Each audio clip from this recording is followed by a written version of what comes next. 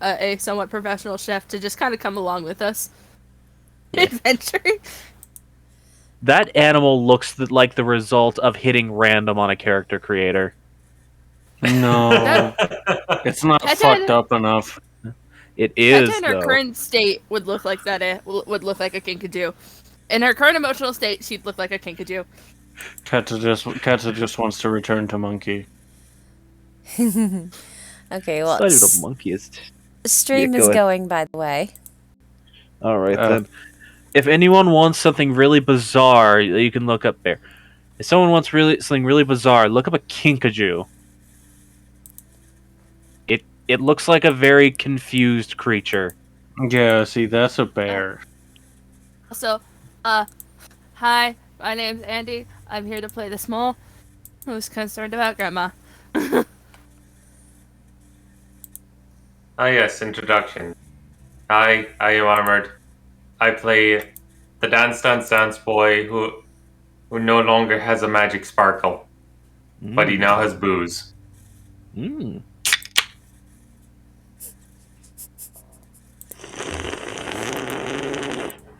That Mm. that can crack open noise sounded deliberately timed. It was. Fair enough. It was also all foam. Oh shit.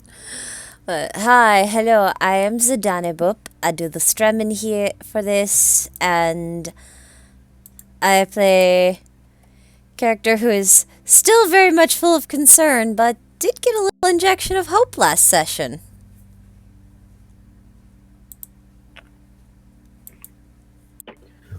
I am Theratos. I play the impatient other human. She's no longer purple. No. The irony of the fact that Filzy has literally been a human this whole time. She's no longer purple. Oh, Da Vinci is not the only one now. Although he's still the only one without dark vision, I'm guessing. Correct.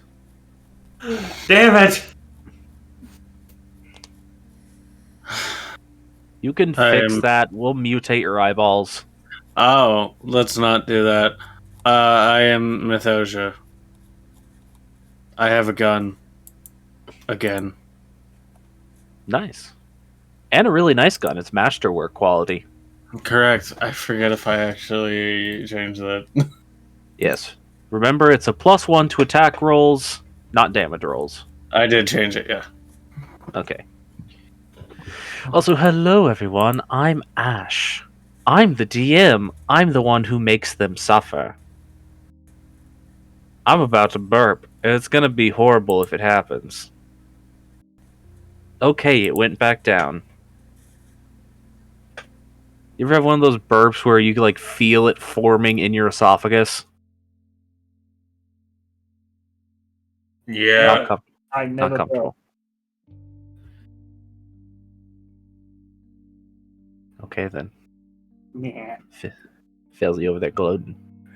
Anyways, so picking back up where we left off previously, there was a bit of hope in the air for a change now that the party has some course of action before them, an actual idea of where to go next to continue on, and a time limit again, though not necessarily one that is so strict.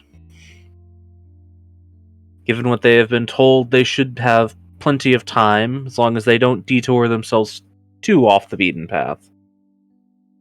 And they already have all of the necessary pieces to allow for certain members of the party, Dravince, to travel unmolested through these different cities. So we join the party back now, as they are making preparations. In Petalfall.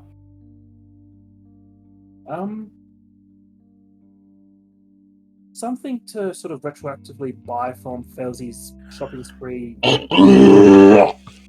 There it was. I'm That sorry. was a real guttural one.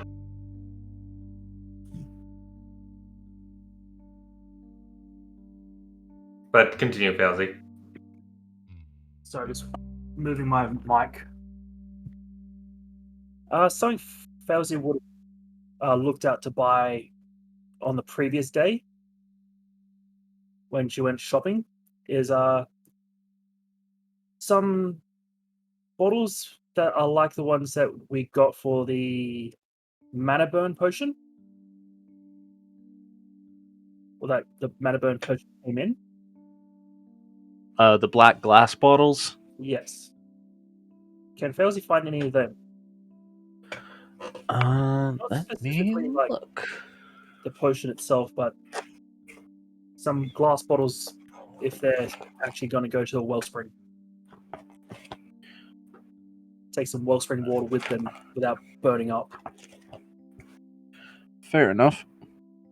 Do you remember how much that cost before? Did you guys actually have to buy those? The potion came in a bottle, and I have the one empty bottle from when we gave Lee the mana burn potion. And I believe the other one, we did get one more during the festival, and that was I think that's Morgan's. That was not a mana burn potion. That was a potion of wild magic.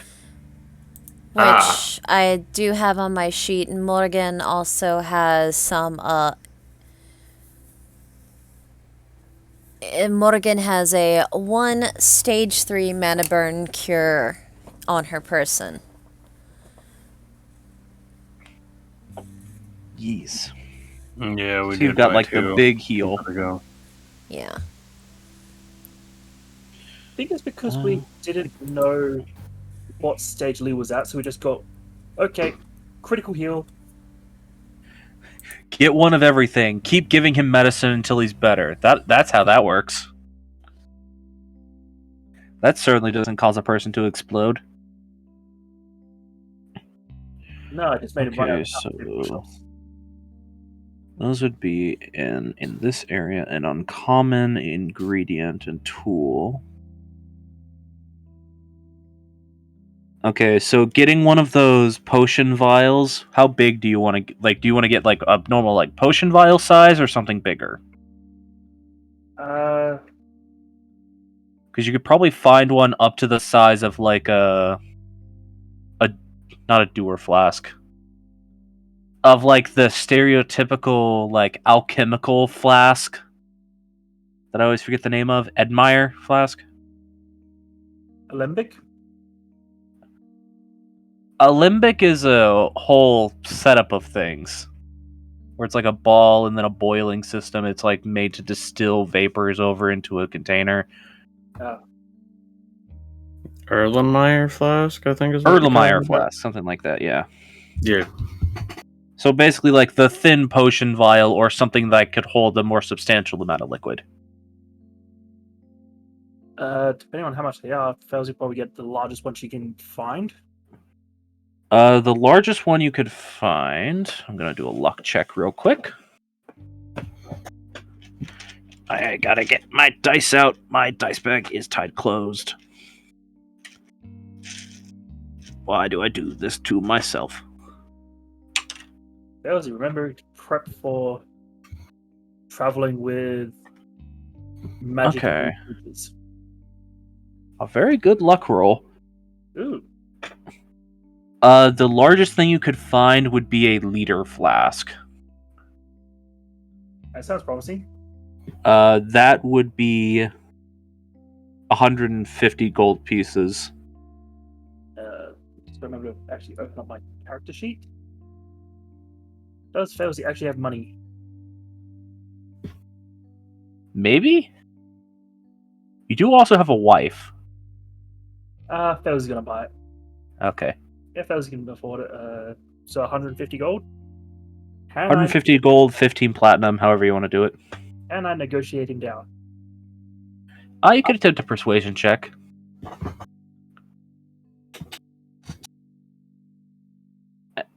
Potentially with advantage if you have something to actually aid in your persuasion attempt. Fauzi floating her ass off. Alright, so that's just a standard persuasion check. Oh. Shopkeepers are used to people flirting with them. Especially the ones you buy the Oh. drugs from. Honestly, I kind of zoned for half a second. I thought she was saying that to flirt with Jamel. Well, that's just everyday business. That's just them talking. 16. Okay, that's fair. You can negotiate the price down to 125 gold pieces. I'll take it. 149.9. 149. Hey, with D&D currency, you could actually do that. 149.9, please. No, it's 125 you get it for. And if you want to note this down in a specific way, that would be a potion vial capable of holding...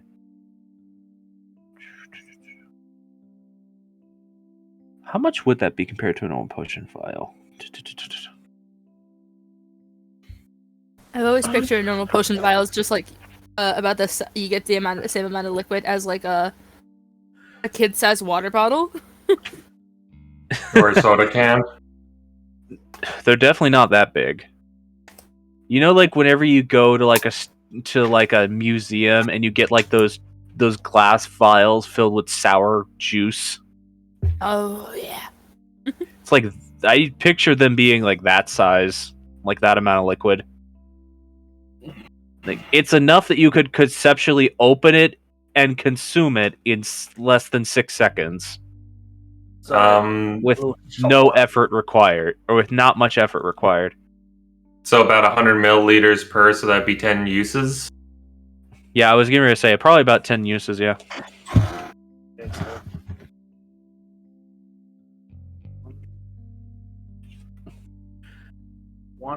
And Armored, the question you sent me, yes, you can do that. How much?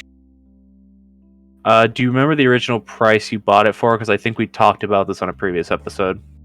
350. For context, we're talking about the clock Da Vinci bought while back in Granum. Just adjusting the price for it. Yeah, I accidentally put an extra 0 on it when I sold it to him. Yeah, I think it was. I want to say I'll go lower of what I'm thinking. 120 platinum. So you get like, he'd probably get by 20 platinum then. Okay. Yeah, because clocks are priced in platinum. They That aren't makes priced sense. in gold. They're expensive tools, very hard to make. Can't I ask for Lee's help in finding something? Sure, what would you be asking him to help you find? So she wants to see if they have peaches here. And since he's done a lot of like the exploring out into like the marketplaces, she'd want his help. I mean, yeah, he'd be perfectly willing to take you on like a tour of the markets to help you find peaches. She wants to find peaches, and if it is all possible here, it might be out of season. She doesn't know. Strawberries, or some sort of like sweet berry. Considering you could definitely find some kind of sweet berry, but considering it's the dead of fall, I don't think strawberries would be in season. No. She's looking to make 2 specific sorts of drinks.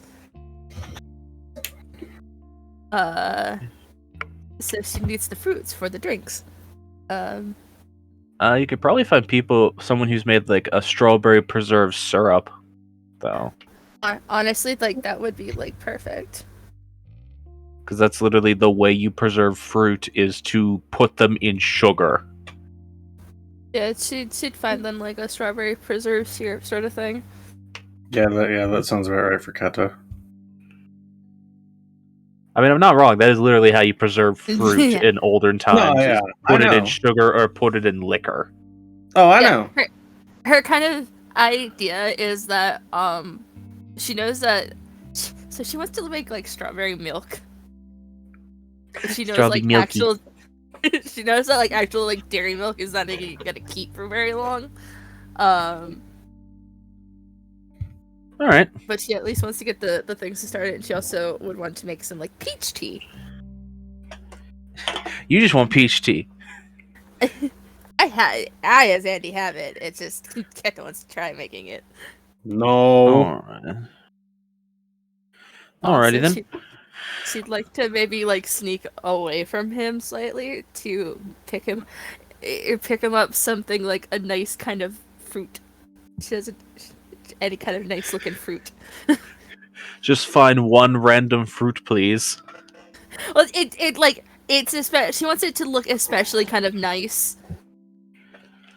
Alrighty then. So, in case this Aesthetically isn't pleasing. obvious, by the way, I did actually intend this session to start off with you guys doing like meta shopkeeping, like Mhm. inventory keeping for this session, because I kind of wanted to start off without any roleplay this session. Because we had a lot in the previous ones, and I feel like we need a little bit of a breather. That's why I did. I just wanted to make that That's fine. clear for anyone who might be listening right now. Are you telling us we talk too much? I'm not telling you talk too much. I'm just worried people might be getting a little emotionally burnt out.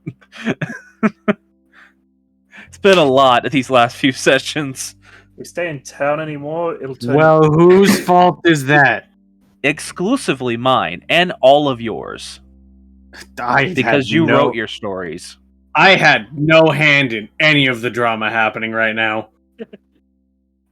I feel- Incorrect. But you don't know that. No active hand. Also, last session did Da Vinci pick up the crystal from the Crystal Smith? Because Keta doesn't know where that is. He did, and Armored has been messaging me about that all week. Yeah, I've been. No, so yeah, there's the arcane focus. Da Vinci would pick that up from the Crystal Smith. There's also the ice crystal and the fire crystal that was given, and I just cannot decide what to do with them. So, actually, if you want, presenting that to the group. yeah. So to present it to the group, in short, the Well, ice let crystal. me go over what Andy was asking about first. Oh, yeah, certainly. Okay, so would you also want to get a peach syrup? Yeah, so it's like a small kind of thing of like fresh peaches, and then just not a lot of them, just so kind of like immediate kind of testing that she can do with them, and then having some like peach syrup on like hand so she could like do things at midnight time. Yeah, because some peach trees would still be producing at this point, but they would definitely be going out of season at season. this point. Because Cats. peaches grow like into September, so Yeah. they grow into fall, but we're pretty well into fall at this point. Autumn.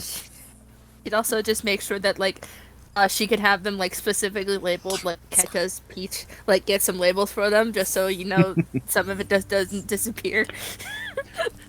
The labels Isis, just let me you, up Claire. with you, please. Cat, no, cat. Isis, come on. Oh no, a kitty doing a problem. Yeah, I'm fine. It's just Isis pulled over the thing that I used to keep my headphone cord from dragging on the floor. Darn you, Isis. Tell her that she is a good kitty, but she needs to watch her everything. Chunky Please. baby. I assume we have tea in the cart. Tea, like loose tea, assumedly, because I don't think you'd have tea bags by this point. I don't know. Lee does keep loose leaf tea and coffee in the cart All right. because he knows all of you like it. Yeah. Well, I know that it's specifically like you gotta go like black tea for peach tea. So Pretty much anytime you're doing a flavored tea, you start with black tea. so Unless it's lemon tea, Peaches. and then lemon goes really well with pretty much any type of tea. Okay, peaches, so the peach syrup, peach- strawberry. So peaches, peach syrup, strawberry syrup, and then a unique fruit.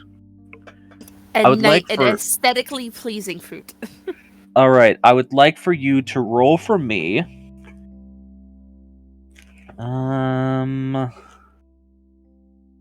Roll for me a D4.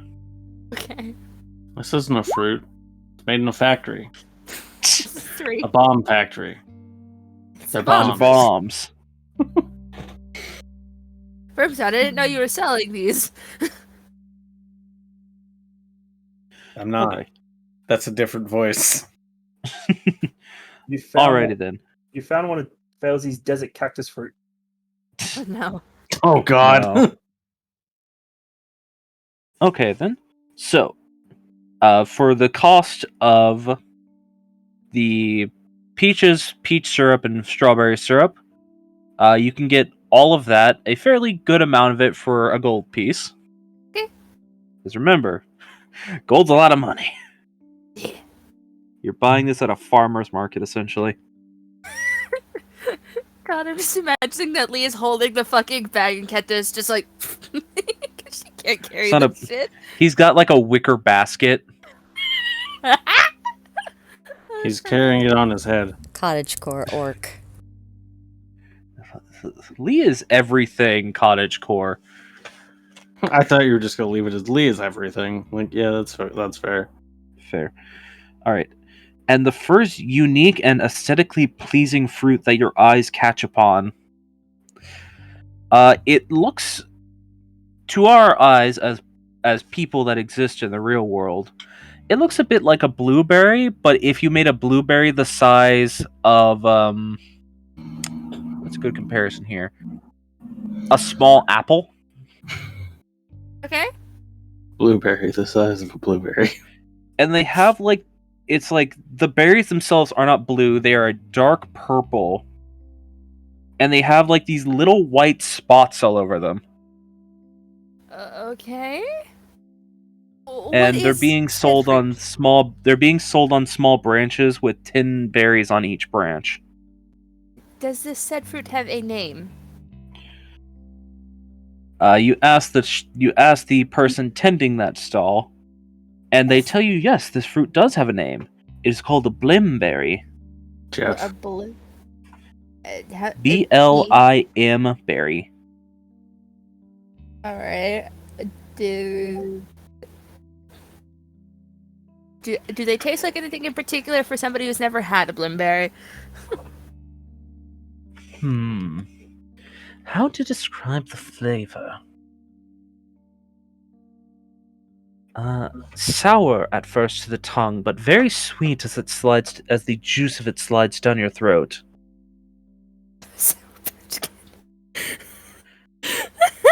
Sorry. Hmm?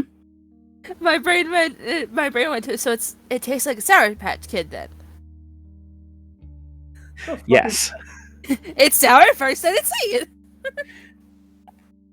It's like immediately there's like that bitter sour flavor that hits your tongue, but as it like the juice has like a second to interact with your saliva and the chemicals start breaking down, it becomes really sweet. Ah, yes, Sour Patch Kids, or as I call them, Patch Kids. They're not sour. I agree. So how much would this cost? Interesting court of order. You would also, because you guys have purchased this material before, these are okay. also used to make a weak healing potion. Oh. Like the distilled juice of this fruit is used to make a weak healing potion. Interesting. How much would a branch cost?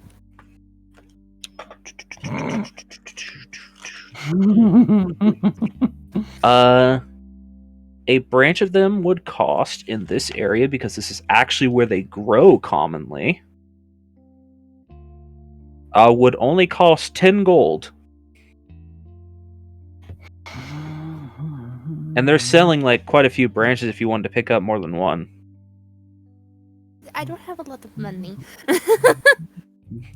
I'll have some money if you want to buy something. Lee just like over your shoulder. Very defensively, like just shove a platinum forward, grab it, and no. Oh, okay. I don't know what you're looking at, but okay. I'm not there, so You- I can't add to any. So you put a platinum forward. Are you willing to buy a platinum's worth of them? Because you could. There's a Is it a platinum. platinum 10 gold? Oh yeah, good point. I'm done. Yeah, platinum is 10 gold. She'd be I buying was- the entire stall's worth. Well, they're worth 10 gold a branch, and they have multiple branches. Ah, No, I was in my brain for one of my other games where the conversion of currency upwards is 100 to 1, not 10 to 1. I've been doing too much stuff recently. And just to finish off her preparing is, I assume, just kind of making sure that there is, one last kind of sweep of the area, make sure there's nobody watching her before they leave. Make a I'm perception gonna- check. It's a paranoia! That's fun! Paranoia! Not paranoia. 27! I'm not being stalked. You're being stalked. 27! Interesting point of order then. As you are leaving the market with Lee, having made your purchases and hid your purchase from him by putting in the basket with a cloth over top of it, and he's just like, well, I guess that's there now. You do actually start to feel your insides bubbling up. Oh no. Oh no. Ingy. Would she be aware of this? What this means? That she feels like she's in danger? I mean, it's the same sensation that you would forcibly cause yourself to undergo whenever you would engage your transformation, but it's happening against your will. Immediately, it's just. It's not like smacking with- causing you to transform, but you feel like that bubbling anxiety and rage. So I'm trying not to roleplay this, but she just kind of smack him on the arm, just like she's obviously like, if anybody's looking at her, it looks like she's trying to prevent, like, kind of calm herself down for like an anxiety attack. Okay, let's get back to the cart. I think we're being watched. Okay. If anything happens, I'll deal with it. Let's get back to the cart and everyone else. We need to run because if we don't, I'm gonna transform in the middle of everyone. No. Here. He just like he gives you a squeeze. Just like side hugs you. Just keeps walking. Does him hugging her make like the bubbling go down? A little bit. Not by much. It's again, it's not like you are about to transform, but it's the sensation that the thing that is now inside you, maybe it is you, it's hard to say at this point, it was It's mad. reacting to something.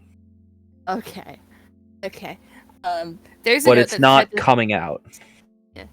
it's still alarming that it's reacting after a period of dormancy.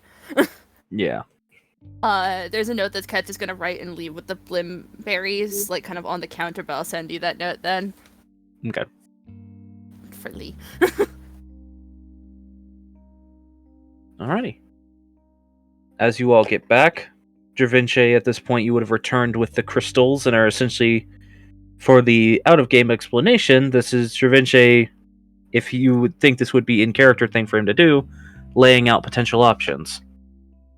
yeah, he'll give Keta a crystal arcane focus. He would have bought that at the shop. I think you'd already paid for that, so... Did you finish the thing that the focus would get slotted into? No, he needs to know what the shape of the crystal is before he can actually put the focus in it. Just asking. And He's going to be working on that on the road. question: Hmm. Can he build arcane focuses without the weave? The arcane focus itself It's is just the literally crystal. just a magically reactive piece of, basically, for him specifically, jewelry. His inability to affect the weave does not change the fact that he can still mold magically affected materials. Okay. He just couldn't make them himself if he had the ability to before. Yeah, he cannot enchant things right now, like how Failsy can.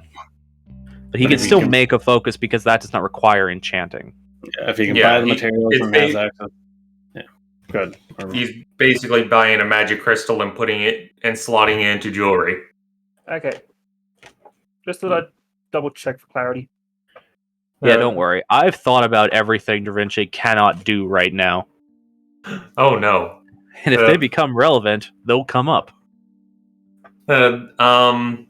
So starting with the ice crystal, because that's been the real big thing for the longest time. Trying to grow a crystal tree went well, but not perfect. It grew into a large crystal, but it didn't establish itself as a tree. So we've got basically two options, or we got basically three options. Use it for either for it to be made into a weapon or to enhance a weapon, giving it cold damage. Using it to create a preservation chamber, so we could have a giant fridge.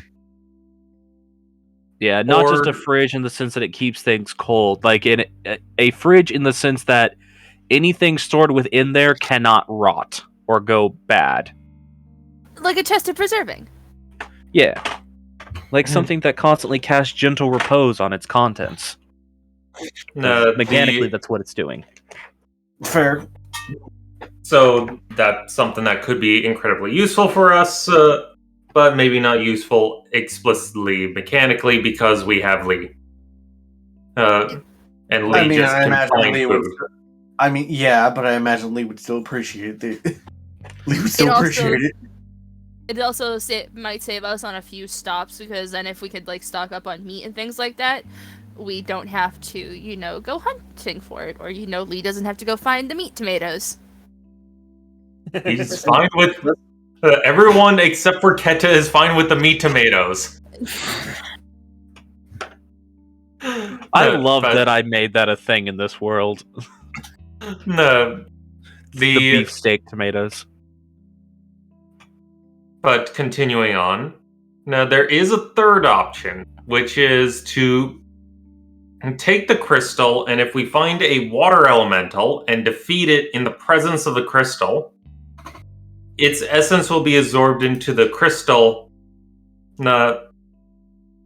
and will empower it. So we can then bring this back to either the same crystal smith or to another crystal smith and have them make something more powerful. An example that Ash gave me was a weapon in its current state, a weapon that deals an additional 1d6 damage versus making basically a frost brand. Failsy votes for that one. No, I vote for fridge. Fridge, please. One vote for fridge, one vote for tracking down a water elemental, absorbing it into the crystal, and using it to make something even more powerful. A bigger fridge. And even the biggest fridge. You can keep entire bodies in here. It's just central cooling for the cart. Yeah, I was about to say that we can put AC in the cart. I mean, literally speaking, it could work that way. We go into the Oh. desert. It's just like oh wow, this is really nice. What did you guys do? We put like a magic crystal in here, and it's fucking sweet. That does bring up some other questions, but I'll just continue laying out our options. So that's the ice crystal. The the red corundum that we got in the bastion has a fire elemental already contained inside it. So our Mechanically options. Mechanically speaking, Sorry. by the way, it was previously a gem of elemental control that was turned into a magical focus. So that's why it's already a high quality gemstone that has a fire elemental trapped inside of it. So the options presented for it is a flamethrower, which, if basically, you can either do a 60-foot line or a 30-foot cone once per. Once per long rest. Of fire damage. It deals 4d10 fire damage. It has a saving throw. I don't know what that saving throw is. One likely. It's a dex save versus what would, I believe in this one, be essentially a dexterity saving throw versus, I think the save DC would have been determined on crafting based on a skill roll. So if you have like a really skilled smith make it, if you find like a better one, the save would go up. So have it be made into a flamethrower. The benefit there is that it's continuous. It can produce a lot of damage. The downside is that, one, it's two-handed, and two, its use recharges periodically on a. Basically, if you roll a d6 and roll a 5 or a 6, it recharges, or you have to take a turn dedicating to recharging it. Yeah, it basically works like it works similarly to a dragon's breath weapon, where on 5-6 at the start of your turn, it gets back its ability to throw flames, or you can use an action to reload it, but it also takes an action to fire. So if you're hasty... So it could potentially give us something that is good sustained damage. Situationally. No. We don't know what things could be resistant to fire. On that note. Yes, on that note, for things resistant to fire, there's the slag thrower, which basically it lets you cast firebolt and fireball once per day. The special thing about it is will. Yeah. The special thing about it is that the fireball damage and firebolt damage is half piercing, half fire. As well as it can be used in one hand. So Dravince could potentially use it as a stopgap for crescendo purpose while he is currently without magic. Can he? Yes, because it contains its own magic, and the flamethrower or the slag thrower, neither of them would require attunement. Okay. So because it's a magical item that doesn't require attunement, Dravince can still gain benefits of using its magic. So he can use like a wand of magic missiles, he just can't use like a wand of fireball. Yeah.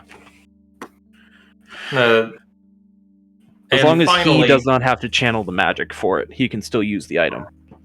As long as it's entirely self-contained. Yeah. Anyways, and finally, the last item is, again, a sword, which basically is a fire version of Frostbrand. So it deals an additional 2d6 fire damage on hit. It protects you from the impacts of cold weather. And it has an additional +1 to accuracy due to insert hot knife through butter. Yeah, it incurs a magical +1 benefit to non-enchanted items because hot knife through butter. For the fire crystal, I would lean more towards either the slag thrower or the sword. Because assumedly Dravince then could also use the sword too. Depends entirely if it's made so that it doesn't need attunement. Because Frostbrand by default needs attunement, but this could potentially, if the craftsman is good enough, could make it where it doesn't need it. I mean, being able to protect you from cold weather seems like a magical effect that would require attunement. But that's me above game. Brimstone would have no fucking idea. In this world setting with how the crafting of magic items works, if a magical item is customly crafted for a purpose, and this came up whenever Failsy made the Gauntlets of Ogre Power, you can do a roll at the end of the crafting to see if you acquire a special benefit.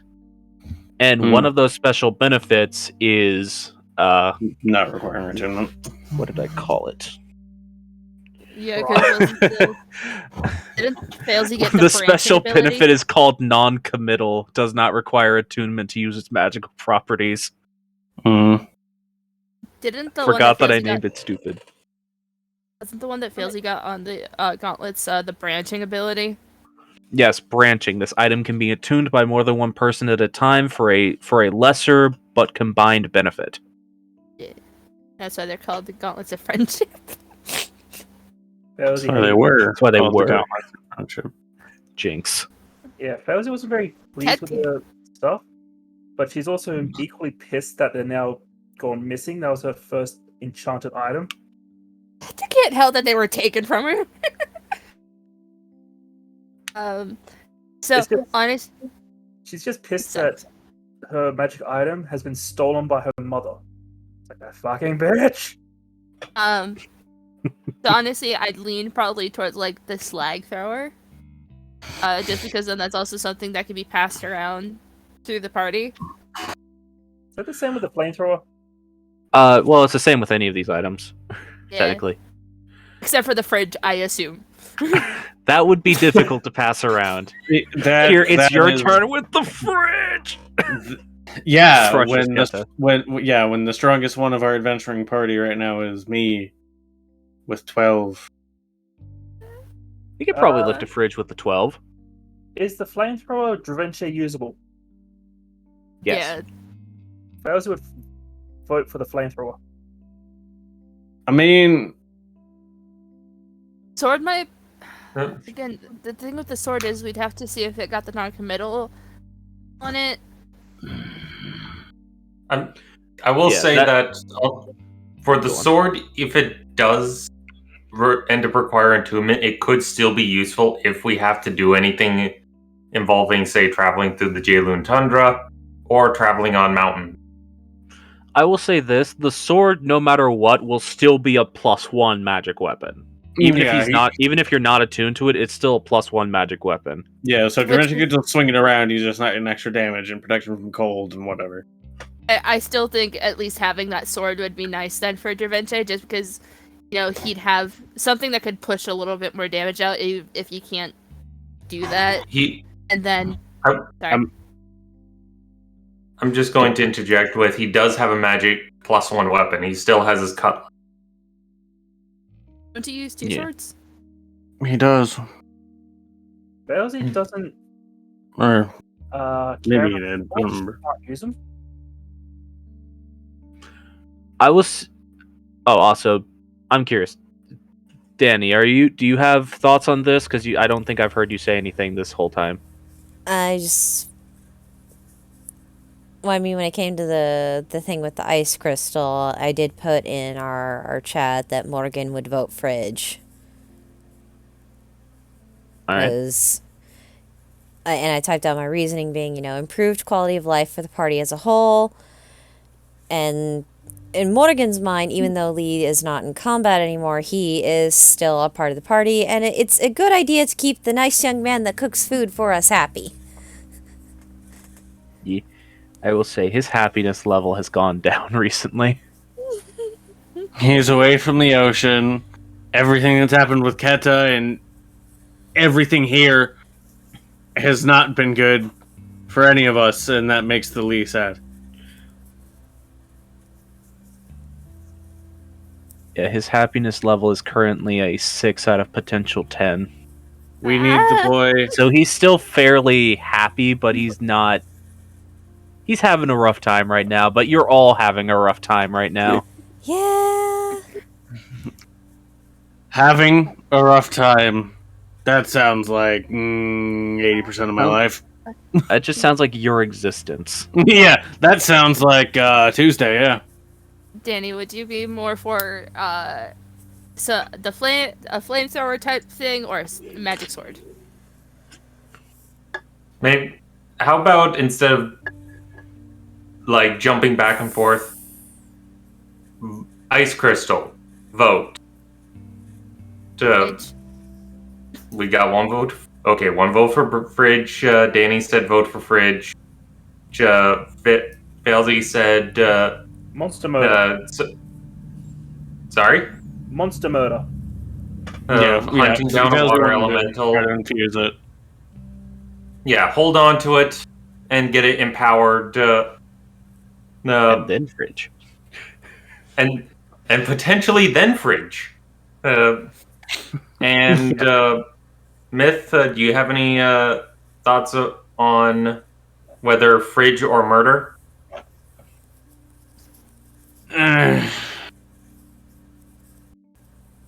Brimstone doesn't really have an opinion. Does Myth have an opinion? I mean, I could say something that might help you make a decision that way, Mythoja. Brimstone was recently given the location where elementals are known to appear. Oh, yeah, that's right. You're specifically looking for fire elemental enemies, but just elementals, period, appear there. That's right. In that case... I should mark that on the map. Yeah, because you've told me about it, and you've told me where it is, and I remember that you've told me, and not the words. I remember I have been told, but I do not remember words about it. Yeah, in that case, Excuse me. it would make sense for Brimstone to go for infusing it, just on the off chance that something more useful presents itself. The fridge is nice, but it's entirely possible we find another crystal while we're out hunting shit, and then we can make the fridge and... Okay. Vinci is the tiebreaker. And that's when Dravenche votes for whatever the first option was, just to fuck with us. No. Jeez. I was hoping to mention it so I wouldn't have to make a choice. Get fucked. Okay, so I it's mean, a you tie. you can let Lee be the tiebreaker. Sure. You know what? He's a member of the party. Let Lee choose. Does he want a fridge now? Or is it okay for us to get it stronger, so potentially bigger fridge or something else later?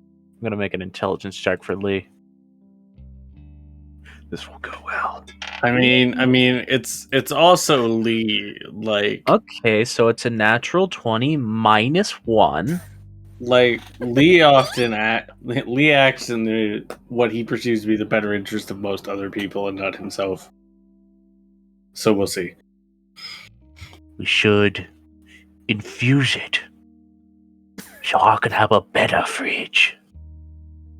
Okay. 3 Bigger votes for fridge. murder. So, holding on to the crystal now, if we encounter a water elemental, it needs to be presented in the open just at least prior to when the water elemental is killed. Mechanically speaking, it has to be within 100. It has to be exposed within 100 feet of it when it dies. So as long as one of you has it on your person, and you guys fight a water elemental, I'm not going to be pedantic like, you have to hold it out while fighting it to be like, is it gonna die? No, I would let you pull it out as it's dying. We have to holding it out like a fucking crucifix against the vampire. Be gone! Get in the crystal. Now, Big on you, liquidy foe. now I'm just picturing Da Vinci doing the the whole thing where you do a dance routine while balancing a basketball on your finger, except it's the crystal.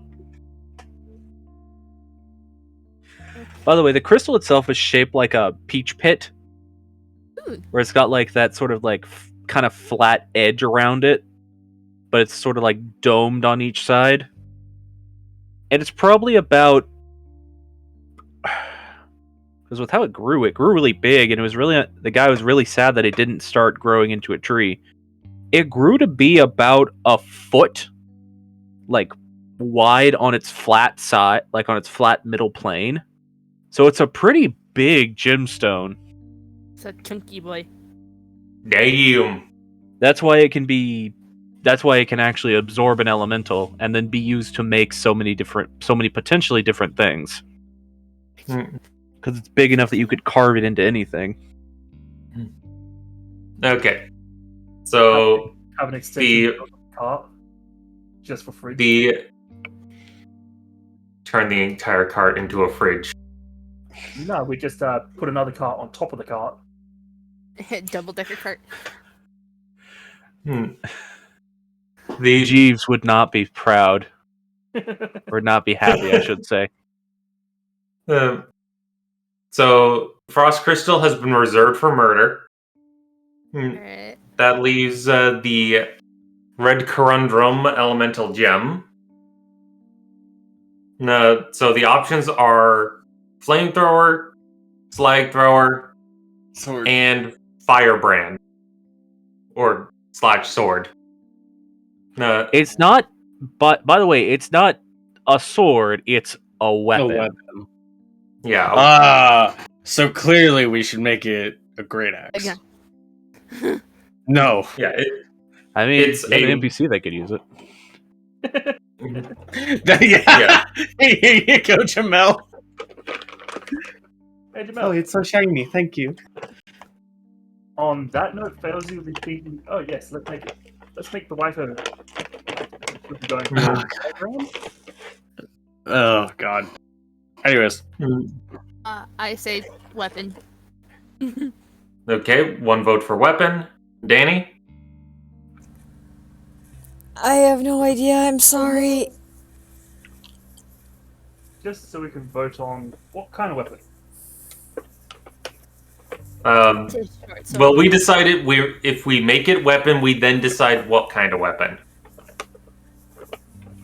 That was the joke. It's like we're voting just so we can make another vote. Yes.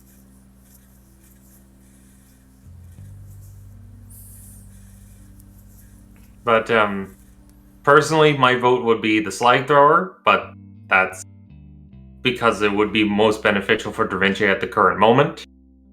I mean, after the I current recognize- moment, the slag thrower would still be beneficial to anyone. Yes, It it would doesn't be require- beneficial to anyone.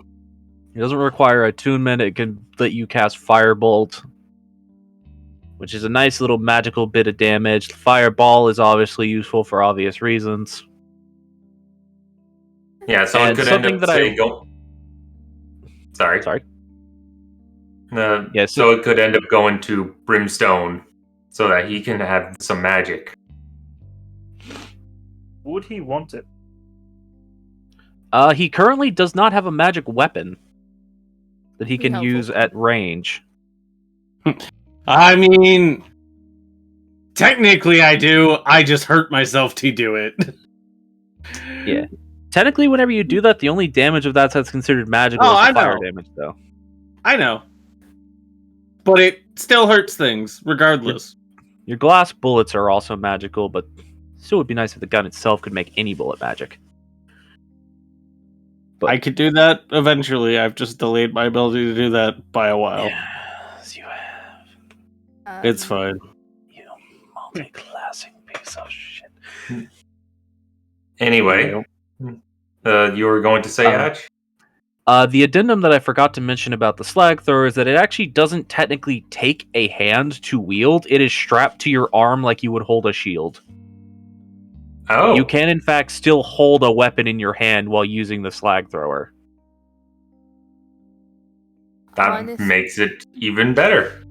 Honestly, No. I think the slag thrower might be just the best option overall for the party. Mm-hmm. Yeah, Oh, because I remembered the item this is based off of, which I'll get a picture of. So Andy, And- you're changing your vote to the slag thrower. Yeah, just because it could be passed around to the members of the party. We don't have to. Like, oh, only one person could use this because we need both hands to, do some. Look, Hmm. I can just strap that bitch to Mercy. Just, Hmm. Nobody's indifferent to it, but that's just because she doesn't need an item to do that. Well, yeah, it would be of least benefit to Failsy other than giving her the ability to cast Fireball a third time. Well, not all of us were born to a half fucking crazy dragon lady. It'd be actually fairly beneficial then for, like, again, as I already said, Da Vinci at the moment, but for Morgan to have, she has Eldritch Blast, but it also gives her, fire damage. And then for Kata, because, also range damage, and then Brimstone, so he has something magical for once. And not just his sparkling personality. Although the funny thing is, that thing shoots way closer than either of my weapons can. True, but you're not usually at the full effective range of your weapons in a combat scenario. I am infrequently at full effective range.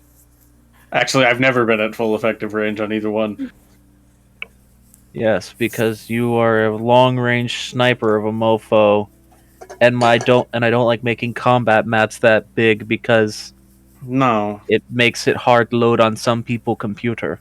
no, that would be a pain in the ass in general. I think one of the few scenarios that we could actually get that effective range is if we started combat in one building and Brimstone just happened to be in another building. It's like, oh yeah, I can just join in this fight and Any shoot from like across town. Providing supporting fire. They're all weak. It's just one guy drops and just fuck you. It's like the scene from Mission Impossible where they do like the I have telekinesis and they get shot by a sniper from another building over. Yes. I think that's the losers. I don't know. Yeah, because you say I that. think in it might be the Expendables. Yeah, because you say that, and the scene comes into mind, and I am picturing it's the dude who played Captain America.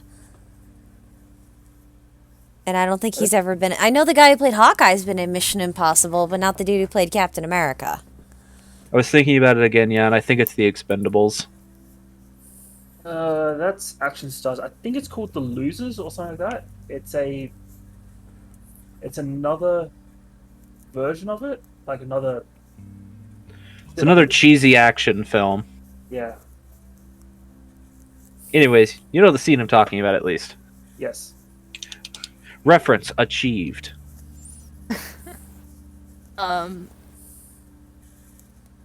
So two votes for Slag Thrower.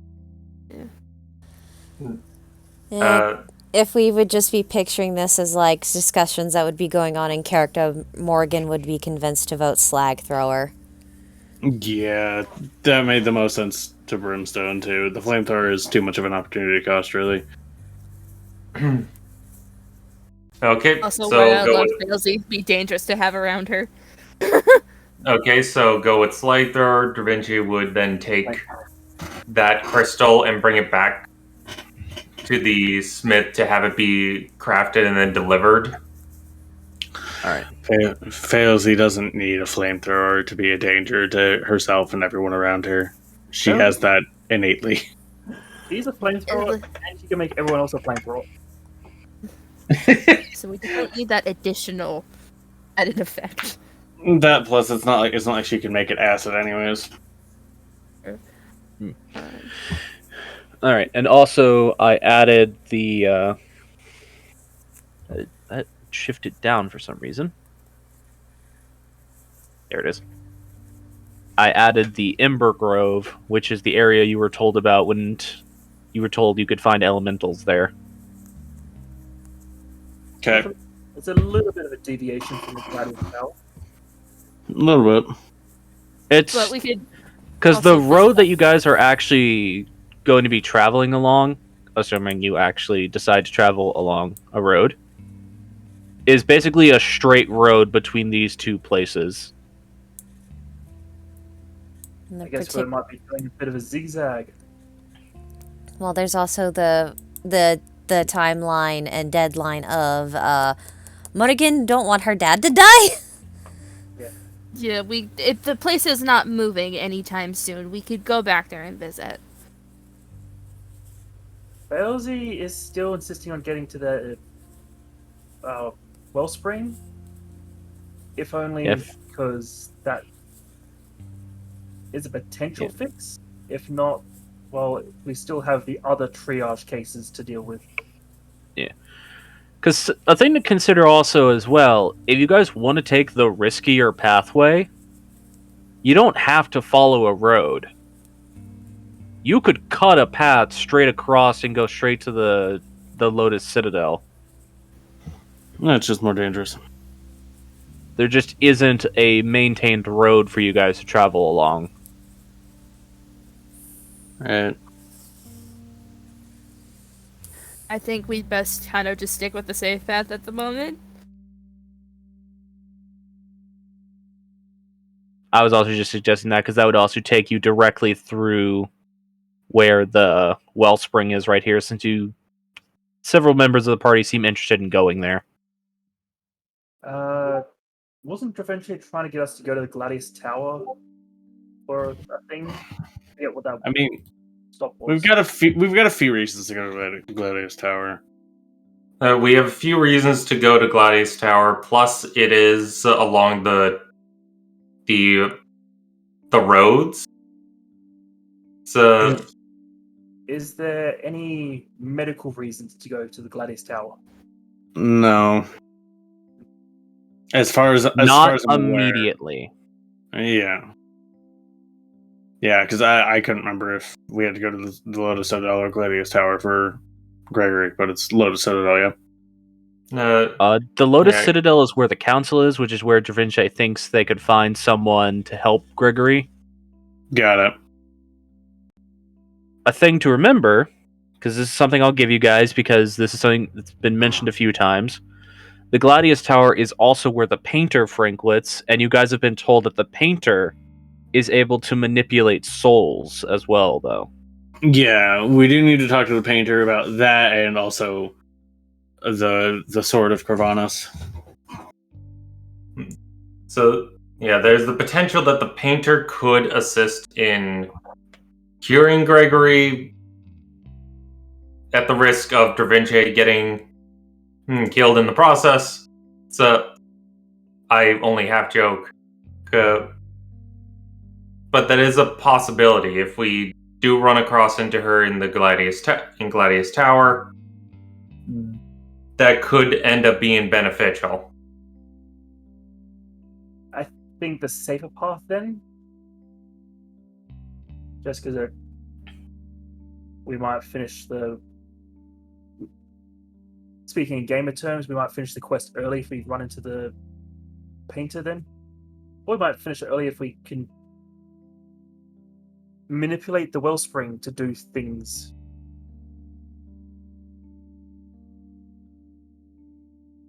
Some lucky rolls of just dipping Dravinci into the wellspring. Potentially. Right. You didn't turn into a demon or some weird grotesque spawn, and you got your magic back. Win-win. Ah, yes, that lovely coin flip. Side effect, his hair turns permanently blue. Side effect, Dravinci is now always sparkly.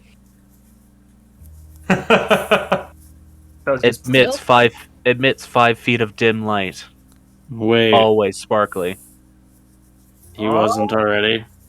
I turned purple. That looks better. Failsy, we turned you purple. Oh yeah. I grew crystals.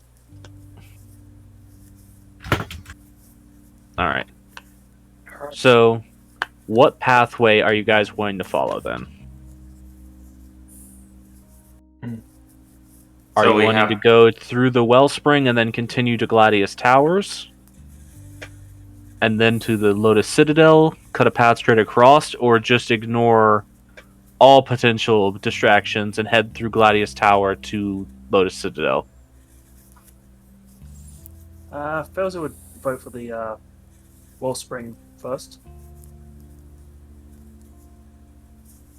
I personally also would like to vote for the Wellspring first, just because of might help Elway. I mean, I have the mana burn cure that might help her. Would you like to administer that first? I mean, That it would would be be up to if she'd want to take it to it. if Elway would be is- open to trying it. I'm more than willing. Alright then. It's just the difference between a little sippy sip versus a massive source of it, because she is a gigantic bird. I'm aware. I'm just thinking like maybe it could help mitigate the symptoms for the time being. Also, Uh, there's Okay. a secondary part of it might help Gregory as well at the Wellspring.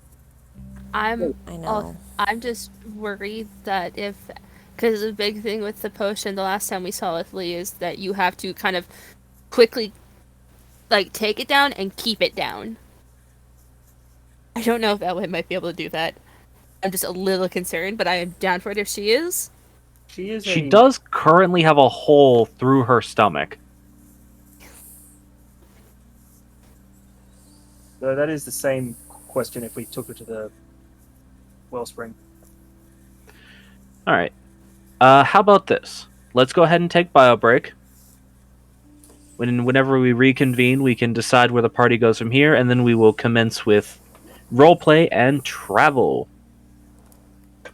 Okay. And all final preparations. I have a quick question, Ash. What? Aren't we with how Leviathans feed? Isn't it the bigger they are, they need like the larger the source to find it? It's just the bigger they are, the more they need. Yeah. Airway's pretty big. Isn't she at least a huge creature? Elway is the size of a mountain. No, gargantuan at least. Leveled a mountain. I mean, she also burst out from inside the mountain, to be fair, too. Yes. If I were to put Elway on the map, she would take up a hex. Ah! Yeah. Like, she would be a visible feature on the world map. Kingfisher got absolutely wrecked with just a small amount of her. Mom put him back in his place. Yeah. Just to put in perspective, Kingfisher nearly got killed by her fingers. Oof. She's so old. She's so old, and God, oh, I'm so concerned about her. Hmm.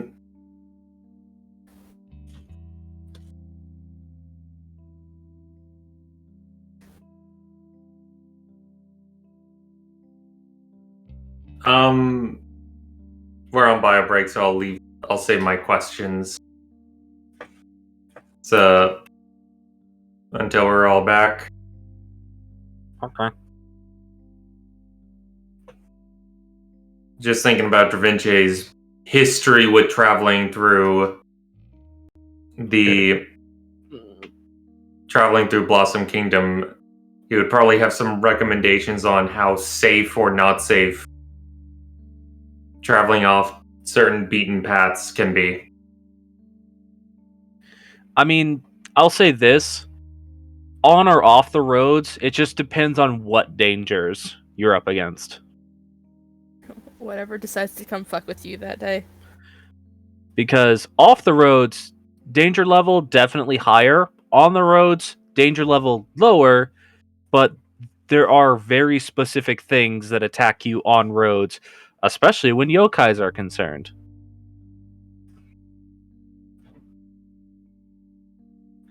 Are you prepared for the procession? I have a feeling I should not be looking at the procession.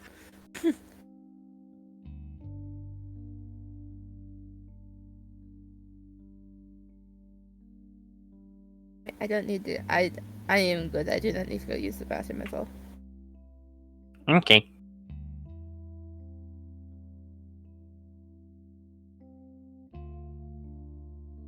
Can I see when you guys are hiding your measurements? I don't know. You probably can. Yeah, I can. Weird. You see me measuring? Yeah, I see you measuring. Right. I didn't know I could see when you guys were hiding your measurements. I didn't know you could hide your measurements. Yeah, you can turn them off if you don't want to interrupt other people doing stuff in the middle of combat. Use it as a DM. Oh yeah, it's also really nice whenever you're trying to figure out how close someone is to getting killed by something.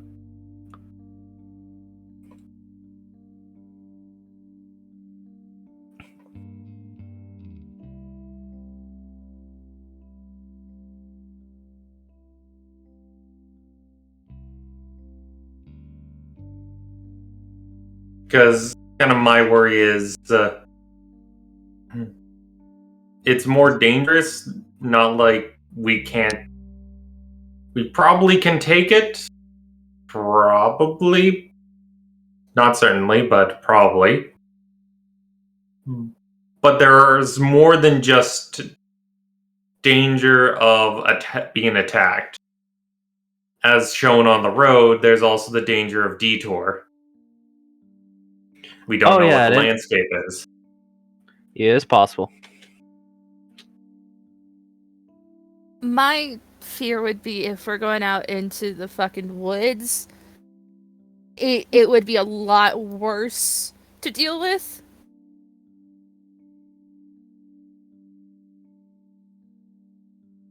Because getting lost in the woods is very comparatively different from getting lost on, like, a dirt road.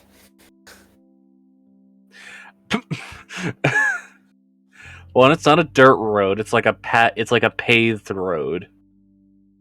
Like it's like a cobblestone established trade road. My point still stands. Also, how do you get? It's a one-way, or it's not a one-way, but it's a straight, no multi-laned road. How would you get lost? Didn't we have that issue earlier when we first came, that we'd lost the road to Moss? That was an illusion that was, I think, specifically affecting Dravince, or at least... No, that was actually a thing that was happening around you guys. Yeah, it wasn't so much that we got lost, but when Dravince seceded from the saving throw, we were back on the road. So I assumed that it was a case of we got lost, or a illusion or something trying to trick us to go off the road. Yeah. But that's not getting lost on the road. That's something trying to get you off the road to get lost.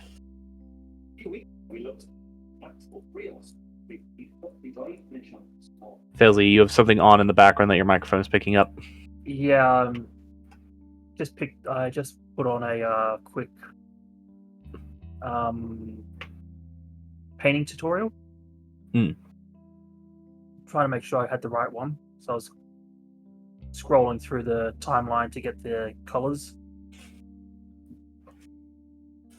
Because I'm painting green flames on this Failsy statuette.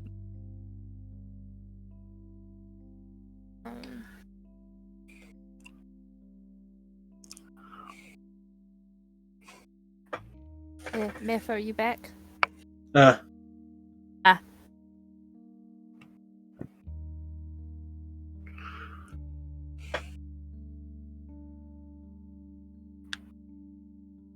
Doing measurements, a detour to the wellspring won't cost us in days, provided we can angle things properly. The thing about it is that you won't be traveling on a road between. I need to stop watching that. You won't be traveling on a road at all between Petalfall and Gladius Towers, except for like the very last day of travel. Yeah. No. Like, that's the kind of biggest issue. If we tried to detour through the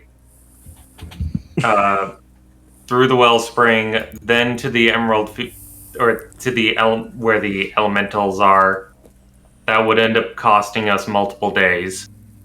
We can save the elemental trip for, after people aren't in danger. If we don't get Yeah. if we don't catch the painter, we'd probably end up swinging back around and heading back to Gladius Tower to go to the painter.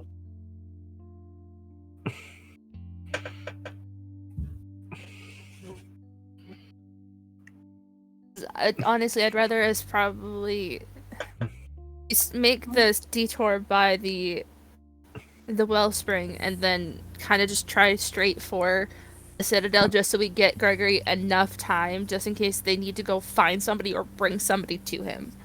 Yeah.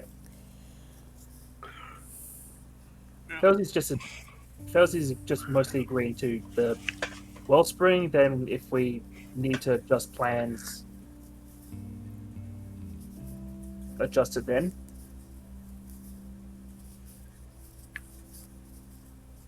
Because the painter, if we try to go to the painter for help, that is a heavy risk we're taking. Well, we have the perfume stuff, so Draventia is not going to die immediately or get turned into. But the other thing we know about her is, well, we know about them is that they consider showing emotion a sign of weakness, and right now, I love all of our characters, but right now we are not in a very good emotional state. There is that, but I think that's if you go to her home and try and entreat with her. I don't think she's gonna be murdering people on the street when she visits a town constantly. I mean, we don't know. We don't. It's like This is fable shit, man. otherwise going to Gladius Tower, which is a town, she'd be a fucking war criminal. Like, don't fucking be jovial on the streets. Dead. You think she? I don't think she'd care. I don't know this character yet. That's why I wouldn't want to take the risk. If you just had the highlights of Failsy, you'd never want to meet Failsy. Okay, fair. Are we all back? I'm back. She's just a crazy bitch that throws fireballs at people. Run. Not even fireballs. Acid. She melts people into slag. She killed an oven. Yeah. You good, Ash? I'm sorry, She I'm did. watching. I'm watching Smosh try not to laugh while waiting for everyone to get back, We're all back. because I like the humor. Is everyone back? Yep. Hi. So they're back. I'm sorry, my brain. I needed the brain power. Oh my. I see Armored posted Bliss in the pick memes.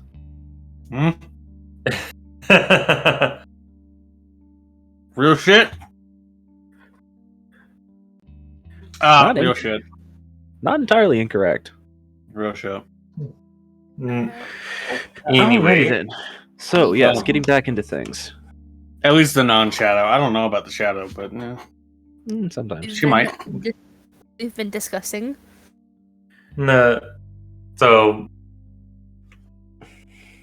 Da Vinci would definitely just chime in that traveling off the roads is not recommended due to that it can be dangerous even if you're a local due to just stray yokai. If if we're so dead set on the Wellspring path, we could make it work without reducing overall travel time. The Actually, I just remembered something that Gregory could have that could add to the thing with traveling off the roads being dangerous. Sorry, continue saying, but I'll have him add it when we start roleplaying. no, going straight will end up being, can end up being the quickest route, but there's of course the saying, the best shortcuts create the longest detours. No. Or not exactly best shortcuts, but shortcuts create the longest detours. We could very likely end up getting lost in the middle of woods and spend multiple days gathering our bearings and trying to travel on the correct path. Especially since there's a lot of stuff that absolutely loves to fuck with you and make you lose which direction you're going. Do we have, they say, somewhat, where's the citadel that we have to go to? It's the place marked Uh, Blossom Kingdom. Alright, sorry. No, I was just trying to figure out, because, no. We could probably, is this the wellspring up here? This Or is is the this the Wellspring. Yeah. Yeah, so this line goes through the Wellspring. Kato would be more akin to being able to take the fastest route and trying not to go off path as much as possible. Given we okay. want to have Gregory get enough time to get the help that he needs. All right.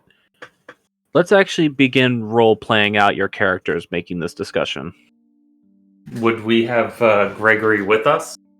At this point, yes, because that's why I'm saying let's begin the role-playing, because this would be after the chair has been gotten, he's collected... Basically, you guys have had a night to gather all of the things you would need from the city, and this would be the next morning when you all are picking him up and figuring out what path you're going to take.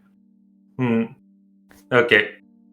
And Da Vinci wrote and sent a letter in that bit of downtime.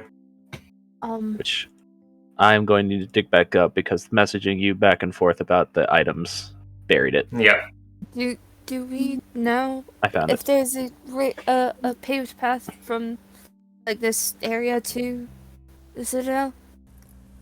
The best route is the trade roads. So they go through. They're the safest paths between all of the cities. Trade road will go straight to Gladius Tower, and through Gladius Tower, it'll go south. It'll branch south down to where we would go to the Blossom Kingdom.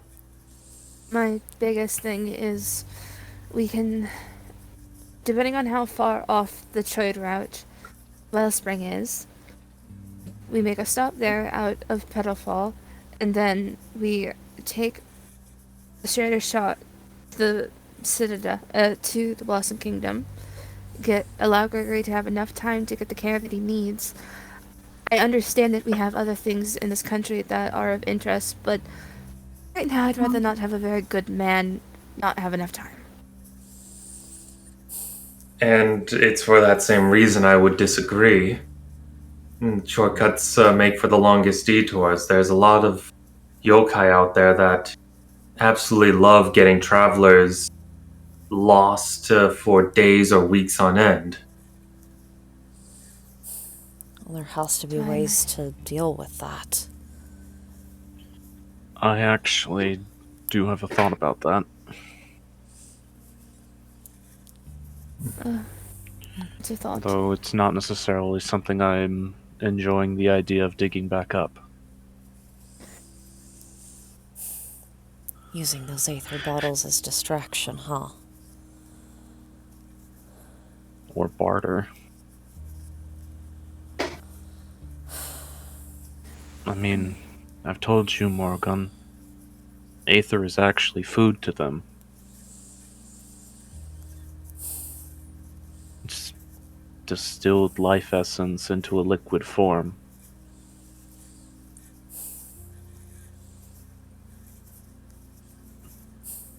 It'd probably be fairly beneficial to, as much as I hate the thought of carrying it with us.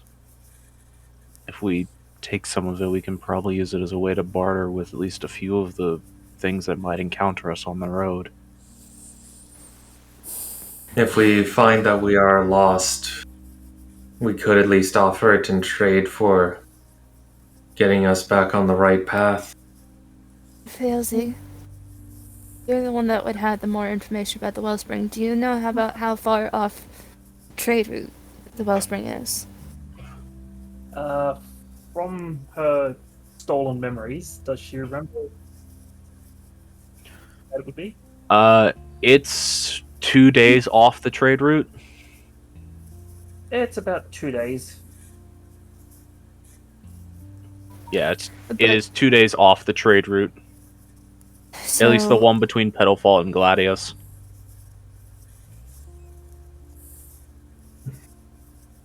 Do we want to take the straighter shot to the Citadel, or do we want to take a detour and maybe see if the wellspring could help Madame Elway and maybe Lee and maybe Da Vinci? Don't worry about me, it's Gregory who's person of concern here. Just switch. A theoretical stopgap measure for Gregory at least. This was just something I was thinking about. Is if he's dying from lack of magic,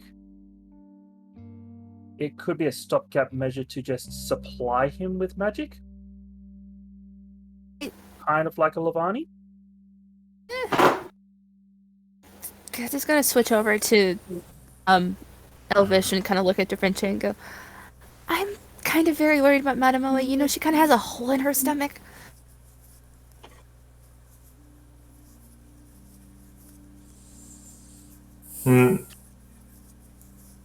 I And she's not remembering things, and I know she's really old, but she at least has somewhat of enough memory to remember, things that we're talking about.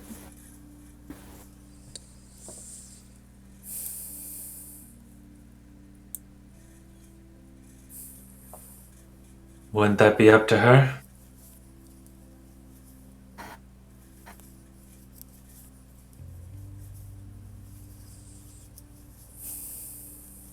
Is Madame Elway in the room? She's always in the room. Madame Elway? She doesn't respond. Trot over, kind of kneel in front of her. She's actually currently looking through that storybook that you and her were looking through the previous day. Madame Elway? Yes, dear? So we could stop by a wellspring if you'd like. We know of one.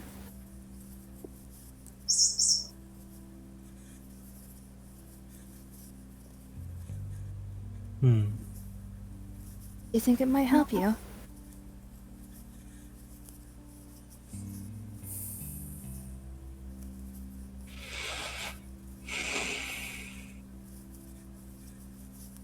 I don't know.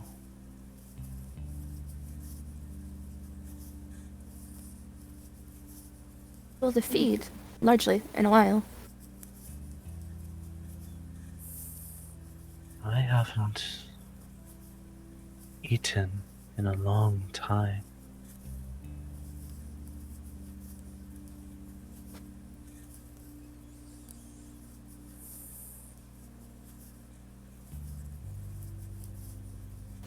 Do you think maybe getting something inside of you might settle you over, at least for a little bit? Maybe. look towards Failsy.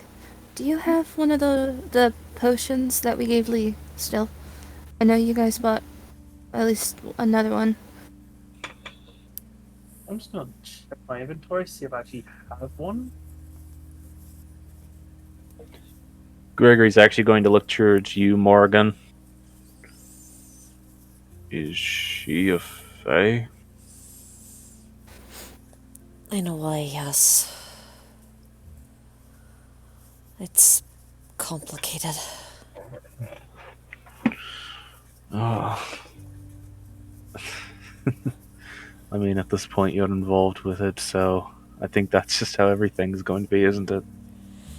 Yeah. I don't think Failsy has anything. She does have a bottle of Wisp Essence. That's not relevant. It's not. I think it's specifically we need wild magic.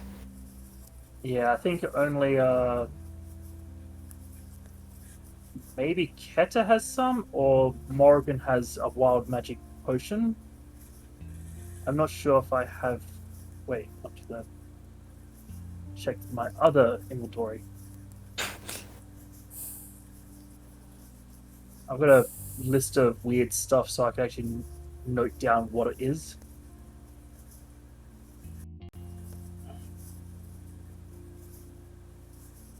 Do y'all mind if I borrow the big guy for a little bit? Oh, Be gentle with him. I'm just going to have him dig a hole. Don't I strain guess yourself. I know. No, Fells I doesn't have guess any that's what more. I'm doing now. I think that's why he's taking Lee with him. Sorry, Lee. It's fine.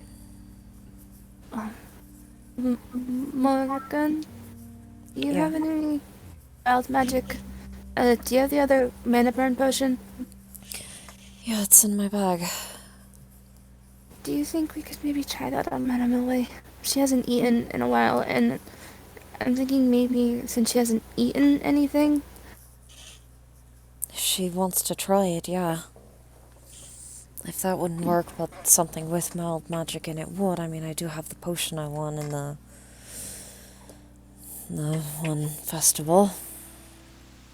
I'll find a way to pay you back for the mana burn potion.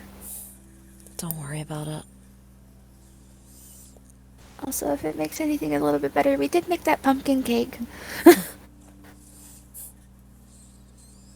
It's really good. Like, I tried the kind of rejects going up. It's really good. Madame Melville, would you want to try a potion of essence first before we go to a wellspring? Her head just very slowly lolls over towards you.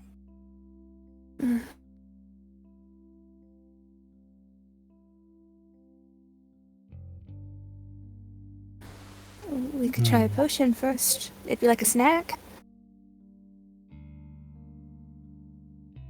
Maybe. There is something, if you do try the potion, you kind of have to, when you take it, you have to make sure it stays down. You know, not throw it up.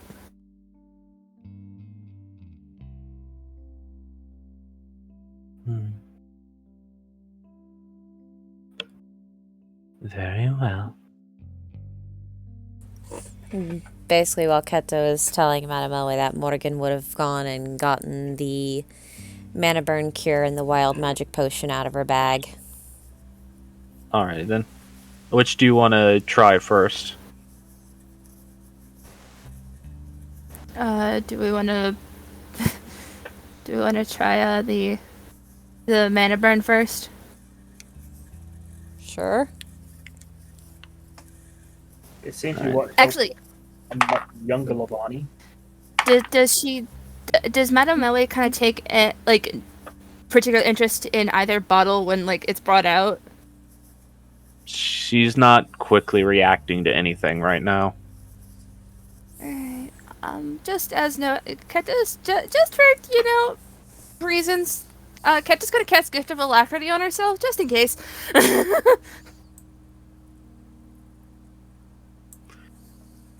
Alrighty then. It lasts 8 hours, so it's fine. That's the thing that makes it to where you have an advantage on initiative rolls or something, right? Plus a D8. Oh, plus a D8 on initiative. Yeah. Okay, so you have the Yeah. Gift of Alacrity. Yeah. I'll sit with her and kind of help her take the mana burn potion then. Alright then. So you offer to her this black glass potion vial, Mm-hmm. stored in a very specific way so that the magic on the inside does not dissipate into the world around it. And she takes it, holds it in her hand for a moment, and she is going to drink it, because that seems to be what you all are telling her to do. Nope, dice stay on the table. Can I just provide her a little bit of comfort as she does, because I don't have inspiration anymore. Alright then. And Elway's Constitution score. That's when it turns out Elway has like an 8 because she's just ancient and also has a giant hole in her gut.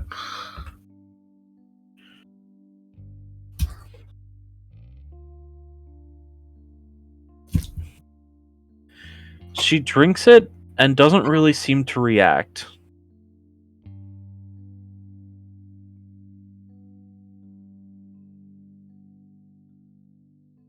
Oh, was it not enough for a snack?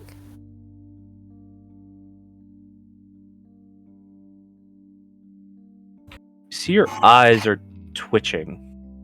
Cat just gonna like kind of.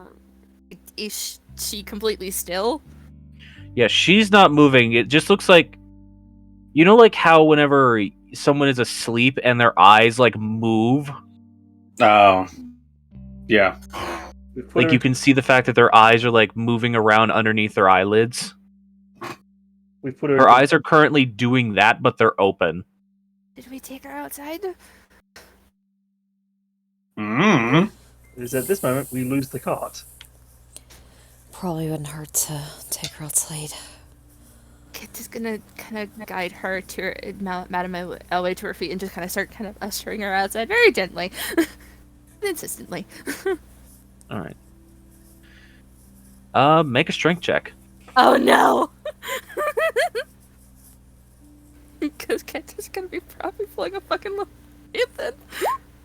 6. You try to lift her up, but she doesn't seem to be moving. Madame Huh. Elway? Madame Elway?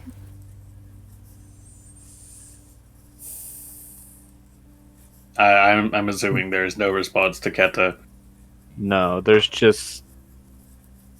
Madame Elway seems non-responsive at the moment. Oh, did I hurt? Uh, Oh, no. what does the rest of her body language seem to indicate? Like, is she like gripping the chair, or like the only thing that's changed is just her eyes are twitching? She's not moving at all. And you would Okay. think that, especially whenever Keta tried to like help her stand or lift her up, That- she didn't budge at all, which would make you think that she looks tensed. But she Right. looks completely relaxed in the chair, like how she always does. Right. Yeah, But and it's not so Keta, much you that- trying to move her, it felt like you were trying to pull against a stone statue. felt Like you were there was trying to- no motion. Well, like you were trying to pull against the full weight of Elway in her The bird. big bird form. Is there still a pulse? Like, if Keta puts her hand, like her fingers up to Elway's wrist, is there still like a pulse there at least? I don't know if you've ever checked to see if Elway has a pulse, period. Does she have Does she have blood? Duh. I mean, we would know when she got stabbed. She just leaks black mist whenever she's injured. Ah! So probably not. Yeah, you touch her and you don't feel a pulse. She's not dead, clearly. She still is breathing. She's just not moving. Oh, I tried to Um, move her and it felt like the full weight of moving a very giant bird. I mean, I don't know. Maybe this is some. I don't know. Maybe it's the Can first time she's eaten in a while. Maybe it does something to them. That's why they don't eat very often. It puts them in like a vulnerable state. I don't fucking know. The only person that would know is her, and it's just, And freaking out isn't going to help the situation right now, Kato. I know. Da Vinci's just gonna walk up and just see if snapping in front of her face gets any reaction. Snap, snap. Why can't I snap? Oh, my hand's gone. I'm about ready to hear Ash Yep. say, "Well, you joke." No. No, she just doesn't react to it. Make an Arcana check, Failsy. Arcana check.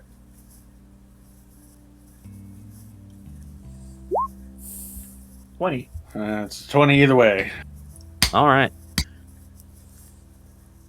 Identify. You don't immediately read any... Well, actually, can you put identify into the chat for me? I need to read its specifics again. Spells and that, but I was wondering if I could check to see if Ked had just killed her. She's not dead. She's still breathing. Where's the hell the spell's gone? But yeah, just pop identify in the chat. I want to see if... I feel like I remember it doing something. Magic and If you touch a creature, you learn what spells, if any, are currently affecting it. Okay. I just don't have to touch it, so if I could glean anything from there. Alright, so you do currently get the... So, actually, that is kind of important. You get the sense that she is currently under the effects of the Hold Monster spell. Ah.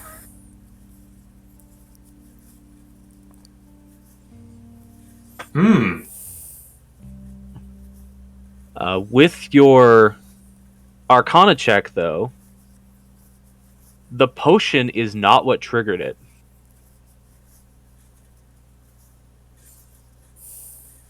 Something cast Hold Monster on Elway.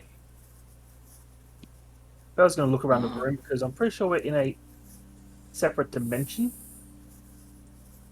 Does Failsy tell this to the party? Like, she's been enchanted. What? Enchanted what? What? Something's holding her still. Oh, I have an idea. I have an idea of what might be going on.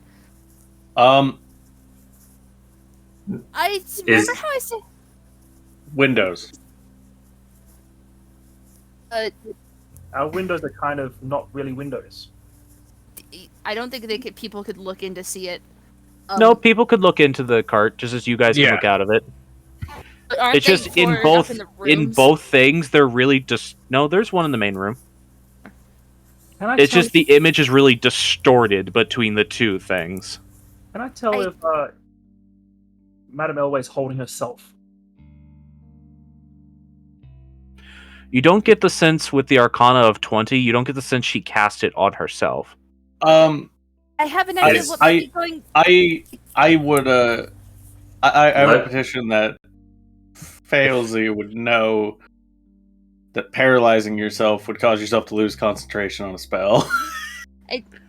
You do not lose concentration on a spell when you're paralyzed. You don't lose concentration when you're paralyzed. I was just quickly covering my bases in case Madame Elway's just. I don't think you lose concentration if you're paralyzed.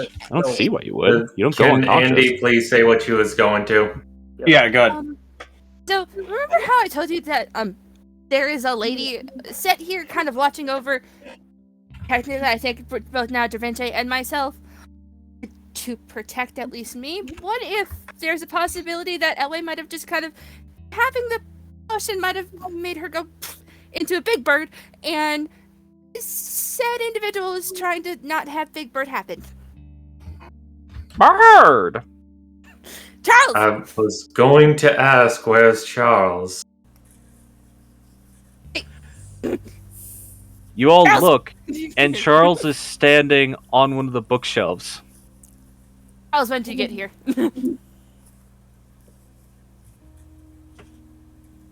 Meh. Hi, I'm happy to see you too. Do you have an idea of what's going on? He still has the hat on, by the way. Perfect. It's also weirdly glowing right now.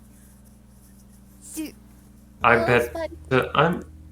I think our buddy Charles here might be the one who casted it. Did you cast the spell on Madame Elway, Charles? Maybe. Buddy, Why? That was is she just going to turn into Big Bird? Big Bird, Madame Elway? Don't know. Okay, but why do you do that? She doesn't seem to much like this. Careful. So And he just it- vanishes. Oh God, okay.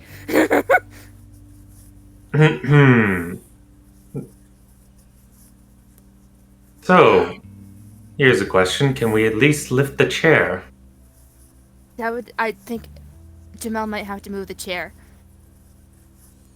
Because unless Jamel can move a mountain. Oh, Madame Elway, you're back. Hi. I'm sorry, dear. I was elsewhere for a moment. Are you feeling slightly better? A bit. That's good. Wait.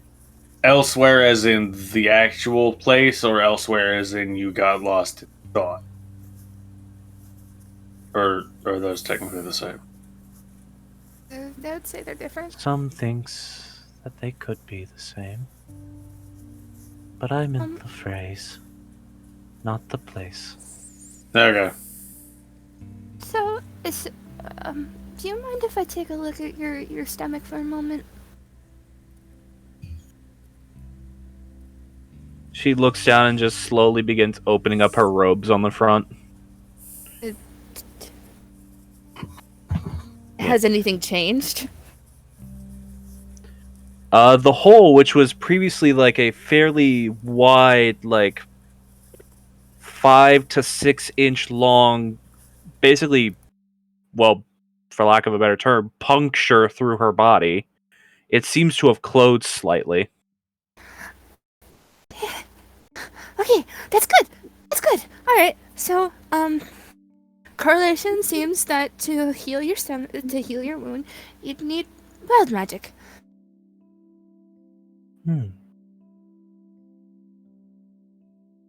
And as you said, you haven't fed in a while.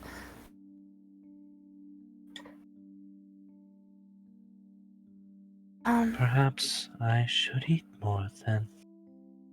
Well, Boris was planning to make the wellspring explode, so there should be a significant amount of wild magic there for you. He was Alright. what? Oh yeah. Something of note that also happened, like yesterday, is I might have been followed.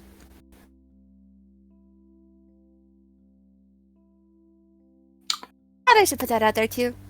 Given What everything. did I just say yesterday about telling us things that are relevant when they become relevant? Because it happened about yesterday. And there's been about a few hours between yesterday and today. To be fair, Broomstone. And by the way, I'm back now. I have a sack. I don't know why. It's heavy and it's tinkly. It's barter material. Okay. It's very heavy. He just drops it on the floor. You hear glass clanking against each other on the inside. Okay. I hope those are reinforced bottles. Yeah, I picture he drops it to where they don't all shatter. Well, it's also not like he had it like up in the air. He's dragging it. Also fair. It's like More- very more much putting it like to the rest. burlap sack you carry a body in, Mhm. but it's just like full of glass bottles. Is the lockpick Is the lockpick's bane still attached to my flask? It is fused to it. It can't come off. Okay. That is part of that item now. Oh, there goes that idea of using the lockpick's bane to just lock them in a cupboard. We didn't exactly know if I was being followed, but the kind of roiling feeling of I'm in danger. I made sure that we weren't being followed back to the cart.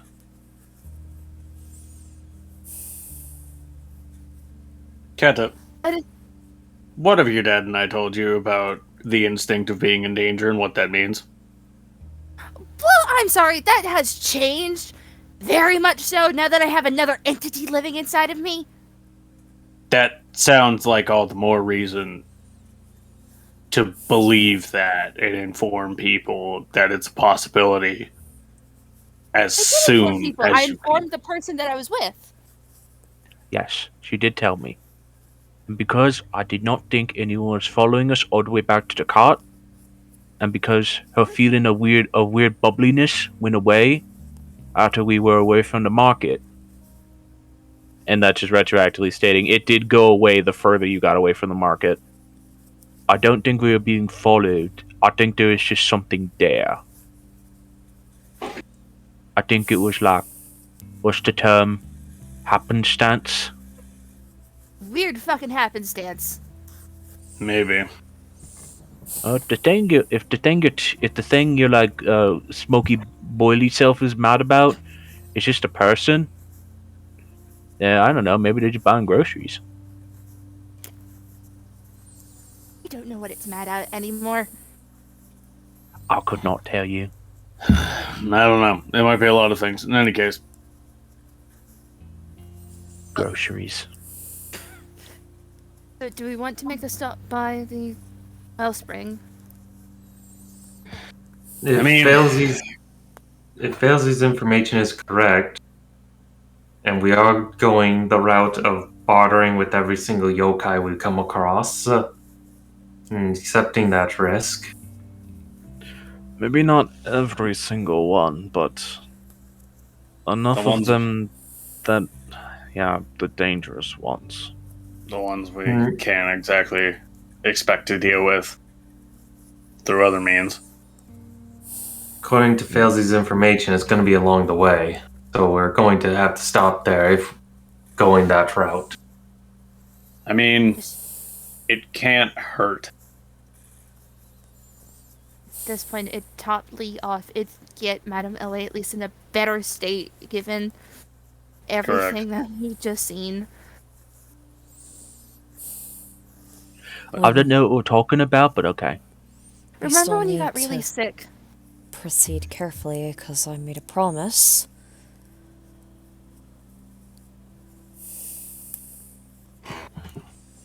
Be as careful as possible. I swear on my right as a chef that I will not let anyone die. That better Of include hunger. yourself. I am part of anyone. I think. Yes. You are. Yes. But so is this at least the path that we want to take?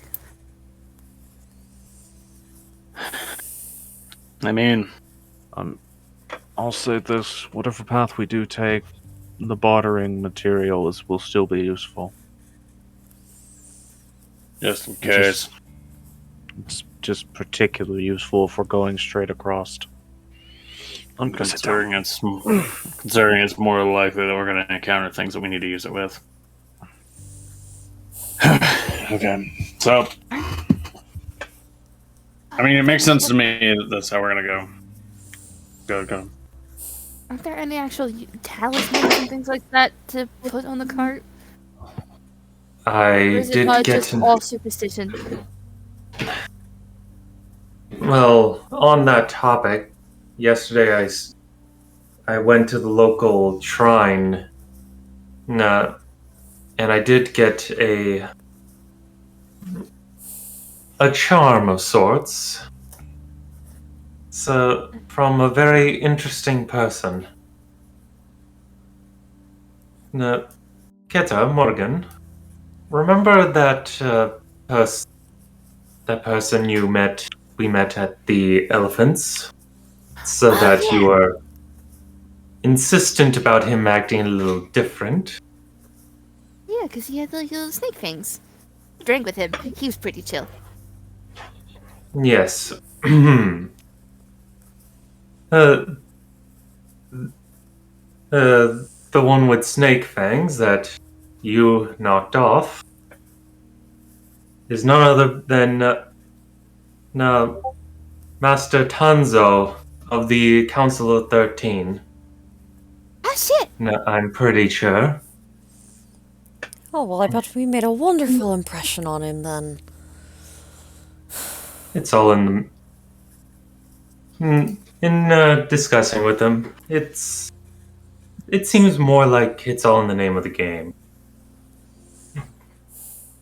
Can't get too insulted if you join the game and, you lose.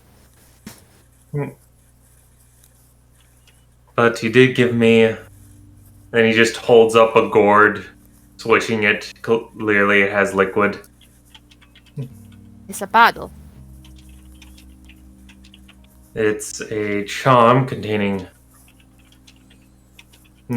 rather well-made sake. And he gave it to me when I said that I wish to have a charm for the road ahead. That's not ominous at all. May be useful. True.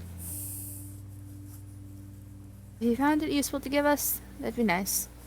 But it's good. But we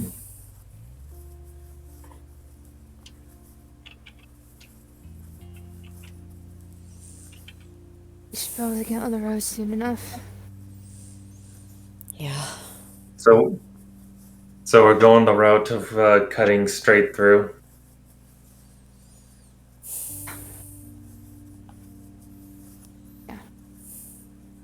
Making the stop by Wellspring.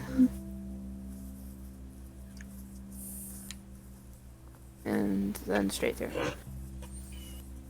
Gently in the Okay. background, the little blue and white bee is cleaning all the dirt off of the bag that was just dropped on the floor. Dirty, dirty, dirty, dirty, dirty, dirty, dirty. Very, very, very, very, very, very dirty. Also very dirty.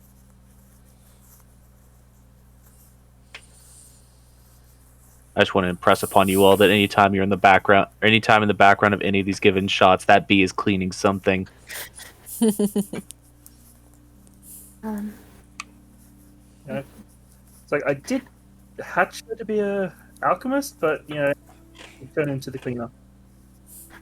It's a maid until you give it an alchemy task. Don't have an alchemy task for her. I'm sorry. Well, she's serviceable as a maid then. On the road, yes, on the road.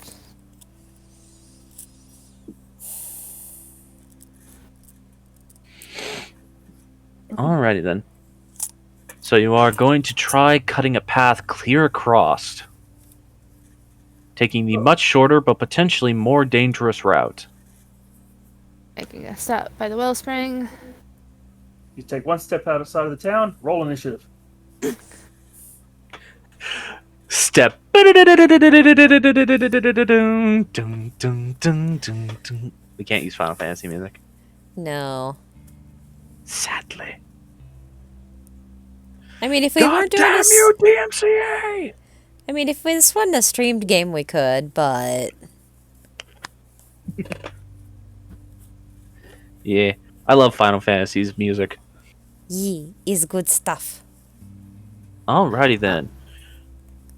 So, is there any final notes of preparation anyone wants to get done before we see what your first day of travel has before you?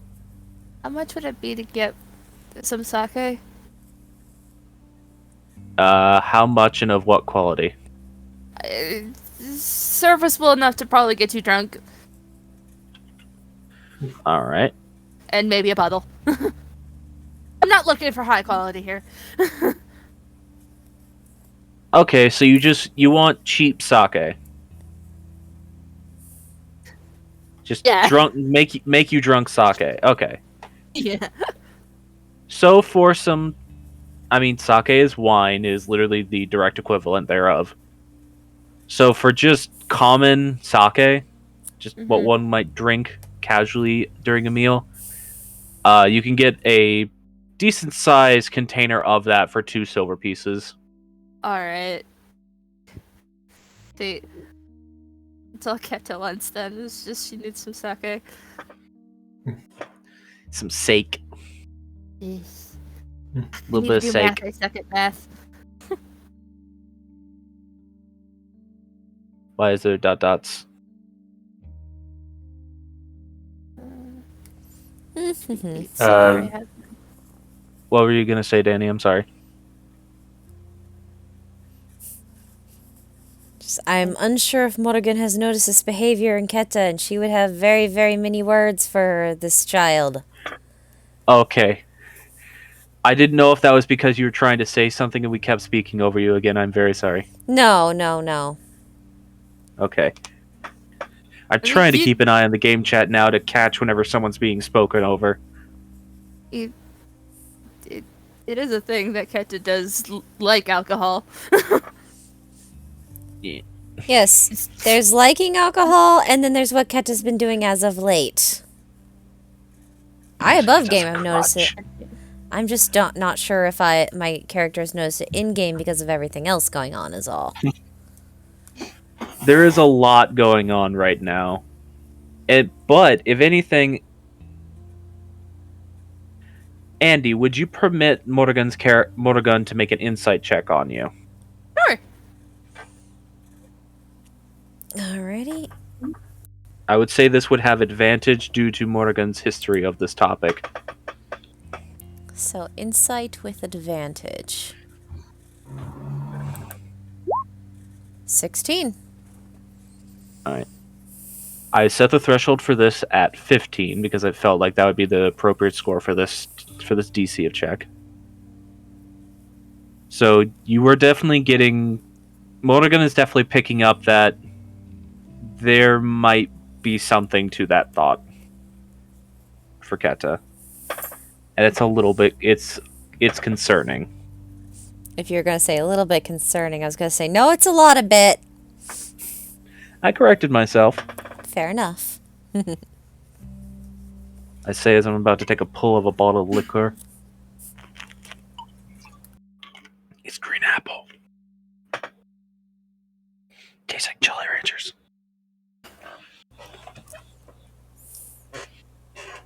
So yeah, Morrigan, you are picking up that, especially as Keta comes in, you see there is more alcohol in the basket. Because I'm assuming this was purchased when you were out with Lee in the market. Yeah.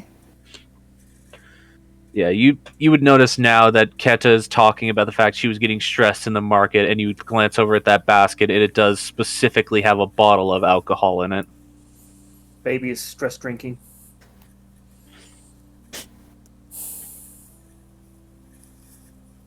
Yeah, she sees that, knows that now's not the time to bring it up. Has plans to talk to Keta about this later. Which, for sake of brevity for that, if you would prefer, Ash, I could see if... And Andy, if you'd be okay with it, Andy and I could just do a private RP later off-screen. It depends on if you guys would want that to be something on the screen or not. Fair enough. Yeah, I really don't care. We do have at least a few days of downtime travel. Yeah, but I don't want to do it this session because we're getting close in on time and I don't want to eat up that. Okay. Well, keep it in mind. Morrigan is currently waiting for an opportunity where things are a little bit more calm and not quite as turbulent to bring this up. Yeet. Alrighty then. So, as the party finishes preparations and sets out on travel again. It's been a while since we've done this. It's been a while. Yes. All right. So, for the first day of travel, which is the same day as we've been on so far in this session, who would like to roll a chance d20? I will. All right, and also who is sitting at the helm of the cart right now? Bailsy would sit at more. Okay. Felzy and Keta. All right. All right. Yeah, we're going to need people at the top of the cart. We can't let it run on autopilot. Bailsy and Keta sipping sake and taking. Cantus actually has left that in the kitchen. Is Yeah. specifically kind of left in the kitchen. All right, a 14. I'm sure they're pulling on some sort of liquor while they're, driving. Tea. Keta has tea. Failsy's getting drunk. Failsy drinks exclusively recreationally, but she's always having fun. Alrighty then. So 14. As you all travel forward on your first day into this journey. Alright. With the 14, alright. I'd like for both of you two to make perception checks for this first day. I have out Vindication already. It's kind of across my lap. Alright, so you have a scythe sitting across your lap. Just in case. Listen, I don't know. That's not posturing at all. Bailsy keeps having to poke it across because she sometimes gets poked in the leg with it. Just probably smells a lot. Just headache-inducing flower smell. I mean, they're hydrangea flowers. They don't have a super overpowering smell. Bailsy At least I don't think they do. Bailsy is distracted by flower sight, Fair. Alright. asking to identify it. Okay. Sure. I don't care. Alright, so while Failsy is trying to identify that, Keta, as the first day of travel continues and you all are just idly trotting along, you notice that there's no road around you all. The first thing that really does catch your attention is the fact that it is a rather serene and beautiful area. You are still making your way through the flower fields. It's nice Just to these- actually see this when I'm not Yeah. panicked. Yeah, the massive forest of several hundred, or some of them hundreds of feet tall, not all of them that way, but many quite large, just when someone upscales an image, flowers just scattered around. And you do see a lot of like the little buzzkins just fluttering about them, gathering up nectar and pollen from them. Neat. There is one thing that you notice as you all are going off the road and Failsy is messing around with your scythe. Which, Failsy, you don't really identify anything from it other than the fact that it is a magically produced item. Yeah, I figured I wouldn't get anything from it. Yeah, it's essentially just a conjuration construct weapon. Yeah. But one of the things you do notice as you all are making your way out is that occasionally there are these really weird, irregular lumps just everywhere. In the sky, in the trees, on the ground. Like, on the ground, it's like they're big boulders, but they're kind of fuzzy, and they have spikes coming all out of them. Would these be Right? the amber quill things that we saw earlier, just smaller? No, they're the same size. Oh. Are they the amber quill things that we saw earlier? Yes. Oh, this is Cat's first time actually seeing one of these things. Yeah, you're just seeing these fairly large, just occasionally one will actually move and it makes you go like, huh! The fact that it suddenly starts moving. But it just like, you see one of them just like roll over.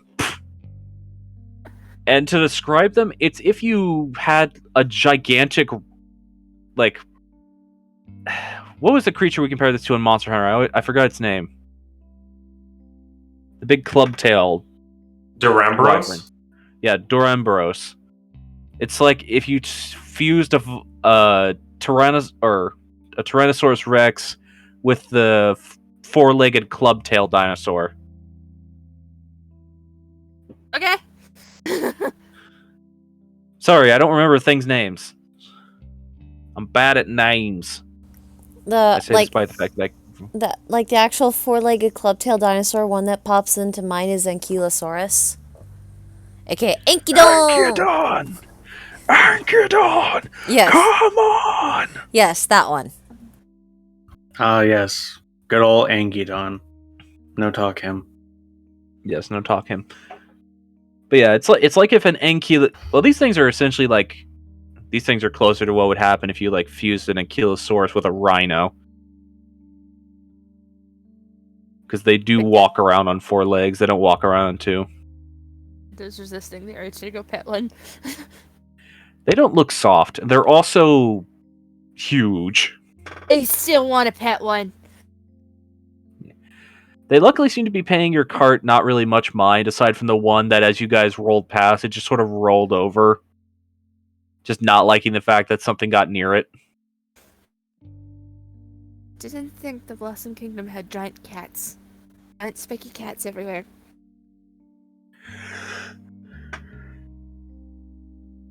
Don't think those are cats. No, they're not. They're obviously not cats, Failsy, but they're temperament.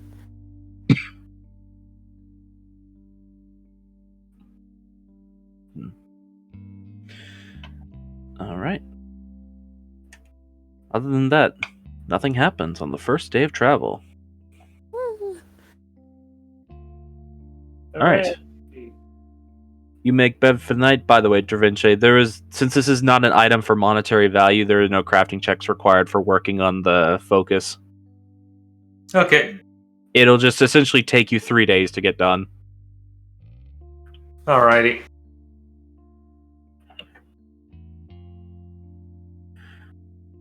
Alright, so. Roll to see if anything happens in the night. Nothing does.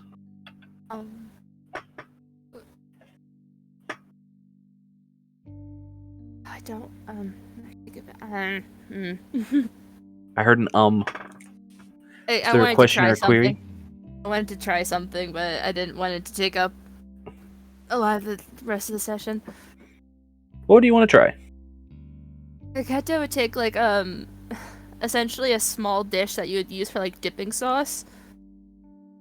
Alright. And pour a little bit of, like, the sake in it and just kind of sit in her room that she shares with Lee and just kind of put it in front of her and just be like, okay, I know you don't like me.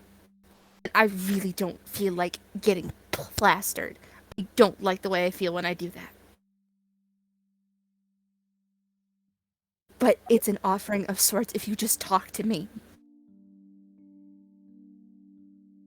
Please. Just talk to me. Make a charisma check.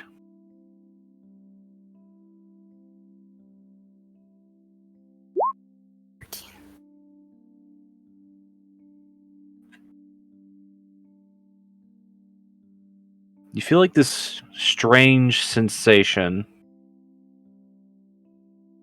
and a weird, vaguely humanoid form is sitting in front of you. What? You're me? You live inside of me? We need to work together to get to the same goal. If you don't communicate with me, I can't help you. I know you hate me for existing. But we don't have to make each other's lives hell.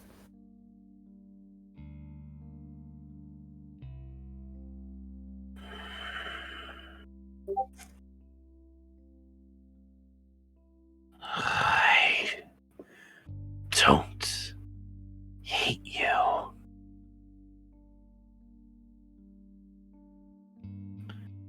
I don't want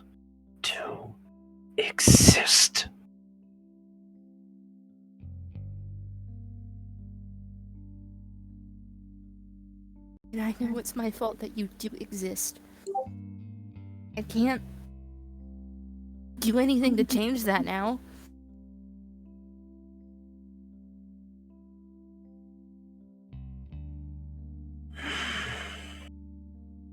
I want to help you.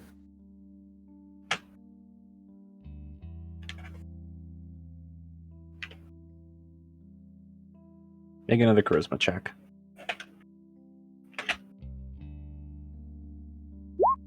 21. Ooh, much better. 21. 21. Anyway. There's a long pause. The figure seems to solidify slightly.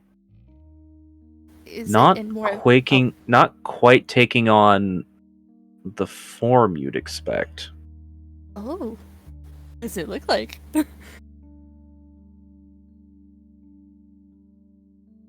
You thought it was humanoid in the same way that you think of yourself as humanoid. And there are no features yet. You can't see a face of this creature.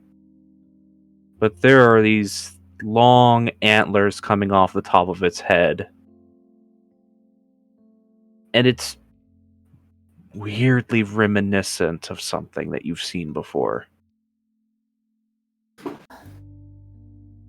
Something that you fought before. She kind of like looks across at herself essentially and goes, "Nice horns. I didn't think we'd take on that form, but you know,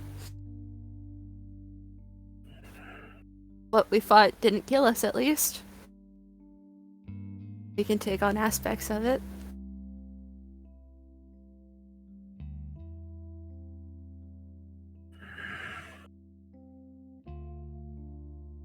I know There's you're only nothing trying to take.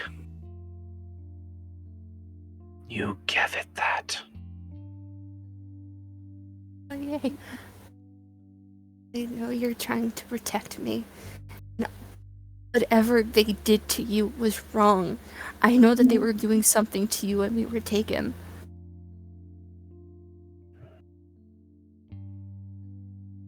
They did something to you. Does it reach out to like poke me? No, but you, even though this thing does not have eyes, you definitely feel it like pointedly look at you. It feels like it's the first time it's really acknowledging you. She kind of tugs at her tail. I see that. From what I remember when you came out for one of the first times, we felt wings and a tail. I guess I gave you a tail. I don't know. I don't either. I feel like shit because all these emotions and I'm trying to help you and I feel like I'm lashing out at everybody that they don't deserve it, especially not Lee.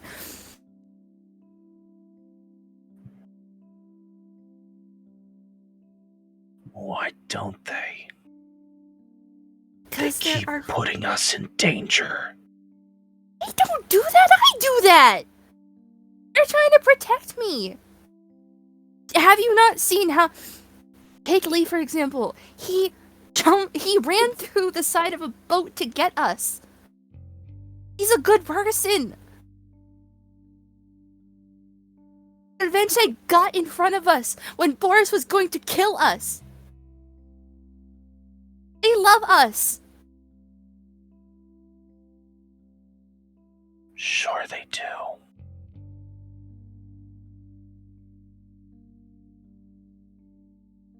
Love.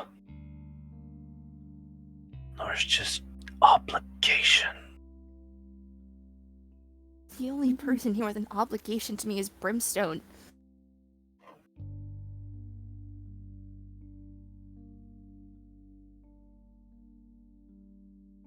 They care about us. I know it's hard to feel, but they do.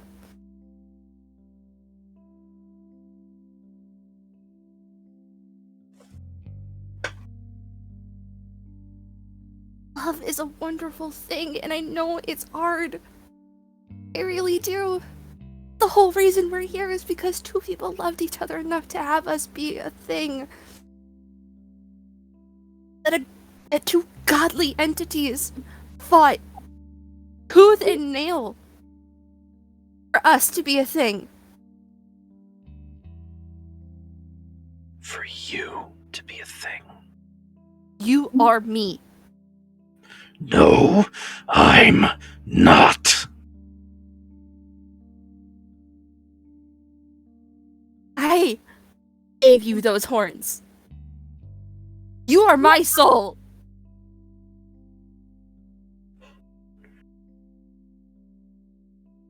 Not anymore.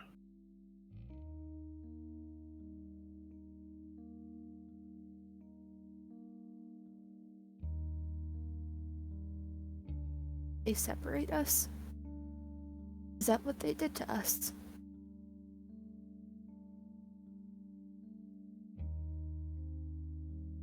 They broke me.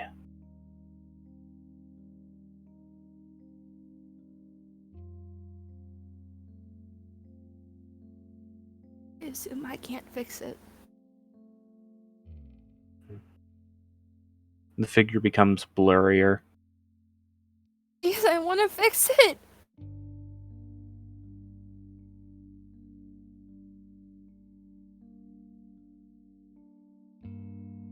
I want to fix us.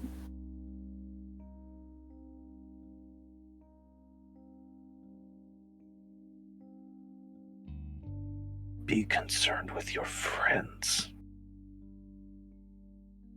I want to get stronger so you don't have to come out.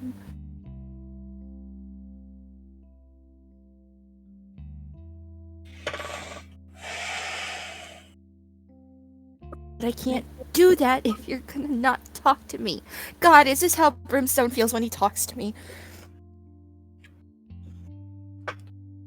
I don't think you understand. You're not helping any. I don't think I can explain.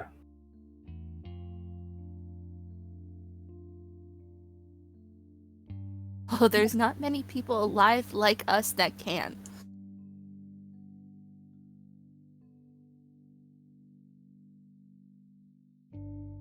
I don't feel attached to you anymore. But I can't Yeah. leave. Oh God, so I don't even have a soul anymore. Great!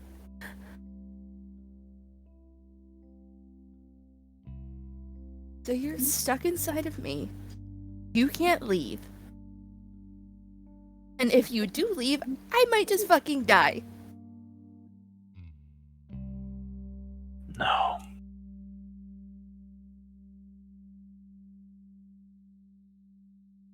You'd just be a tiefling again. That's all you'd be. I You're would the- die. So you're the godly essence part. You're the divine part. I think. Maybe. If you're the divine part, that means somehow they separated whatever magic was worked into me existing from both Granum and the residual magic of himself's land and his home. Were they hoping to Self. Mia?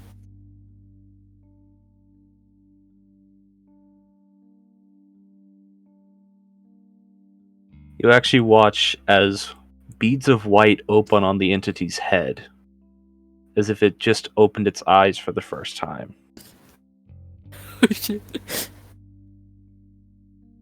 That's what they were trying to find. They were trying to find him. They were trying to find him? But I couldn't tell them. But they kept trying. So they broke you away from me.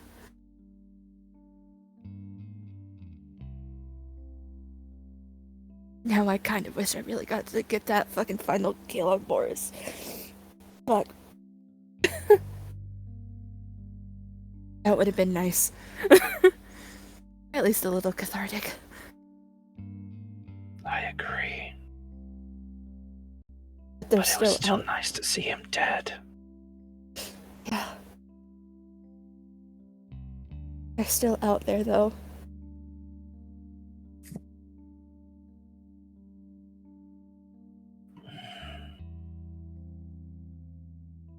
You might want to leave me, but we can at least work together.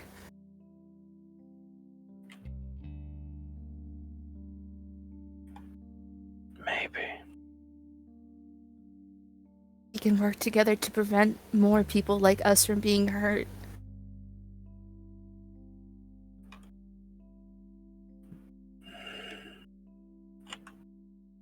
There aren't more people like us. But the practice was at least known enough that they might be able to find records. I don't doubt that Acharya is fucking crazy enough to try it. But first we need to save Demia.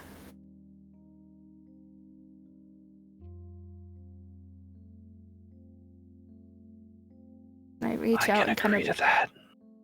Can I reach out towards where a hand might be? You can, yeah. I don't touch, but it's just maybe if we help heal him, he can help heal us in our separate ways.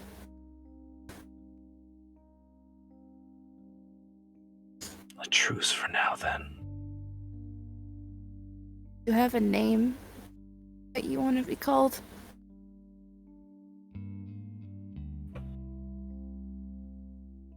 Since you're not technically me anymore.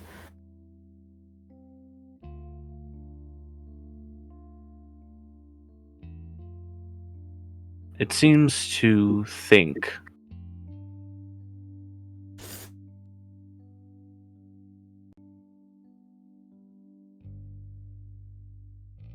It thinks for a long moment. As I yawn, apparently. My goodness, brain. I didn't need that right now.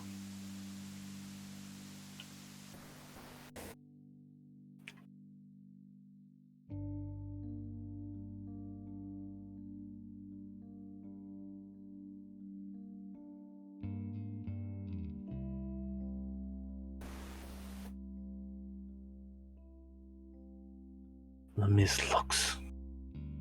Would you type that out, Ash?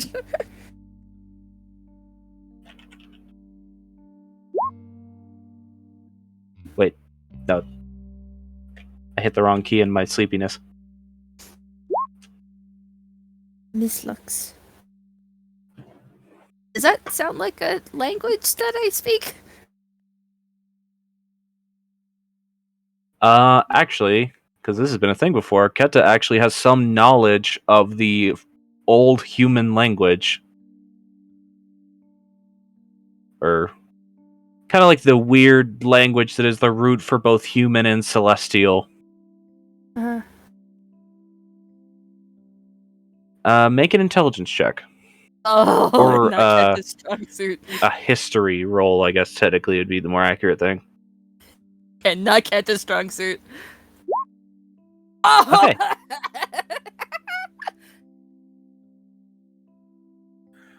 She just managed It's to failsy way through that. Listen, if I know anything about these things, it's when I set a high DC for something, is that you guys will roll a natural 20. It sounds very close to the old word for lost light.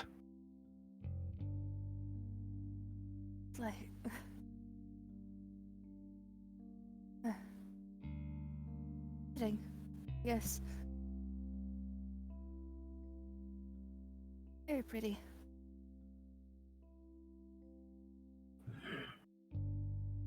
It just grumbles a bit. Miss Lux.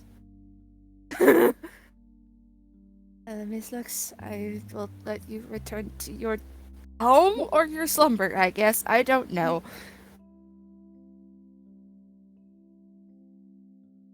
But I will say, I Like think doubts and rage always are, boiling just below the surface. you like Lee enough that you got pushed down a little bit. You have some affection for him, I can tell that. It vanishes.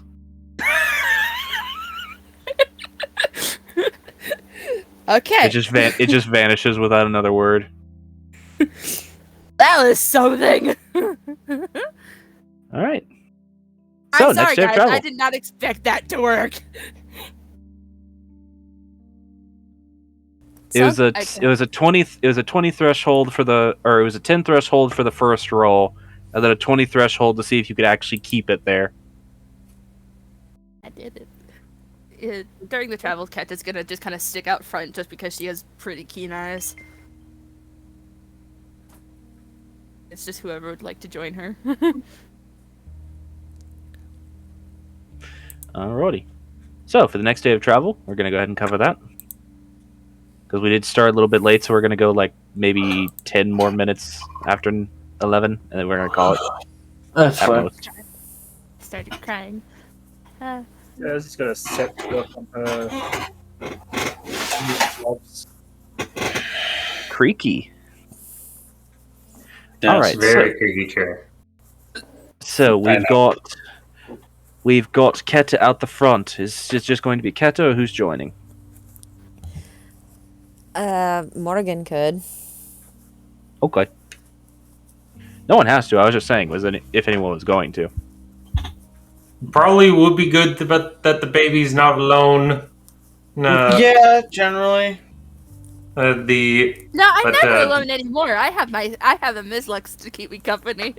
Okay, Uh-huh. someone who isn't just a sentient sack of rage. but Da Vinci's busy working on a thing. All right. So Failsy is more than a sentient sack of rage. She has more feelings than just rage. she has spite. And horny. And also, yeah, and also feelings for wife. Yee. All right. So I also need someone to volunteer the probability and chance roll for today. I can do. All right, Failsy, you make the probability and chance roll for today. It's just a d20. 7. Ooh. Okay.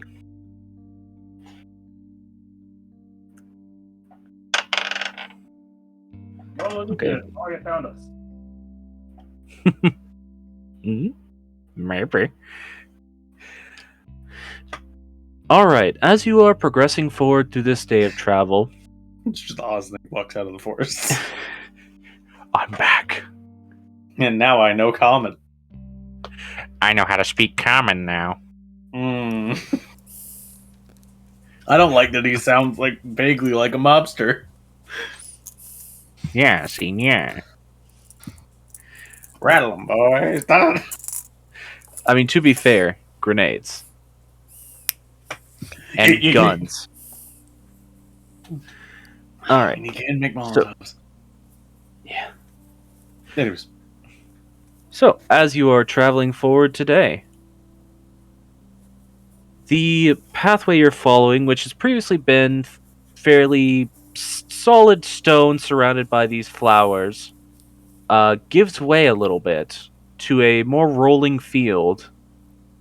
As about halfway through this day's journey, you start approaching a large lake you can see in the distance.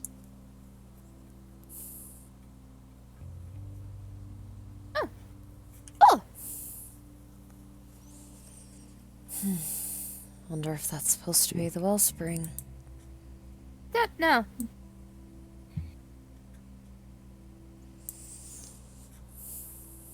You see just this large... at your current juncture, you're probably still about an hour from reaching its shore. But from this distance where you're sort of like looking down into it as it's slightly dished inwards from the kind of downwards but largely flat plane you're traveling across, it looks to be like this sort of brilliant crystal blue water.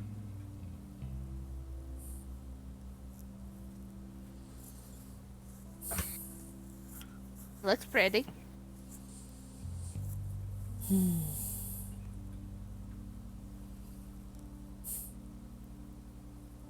Right?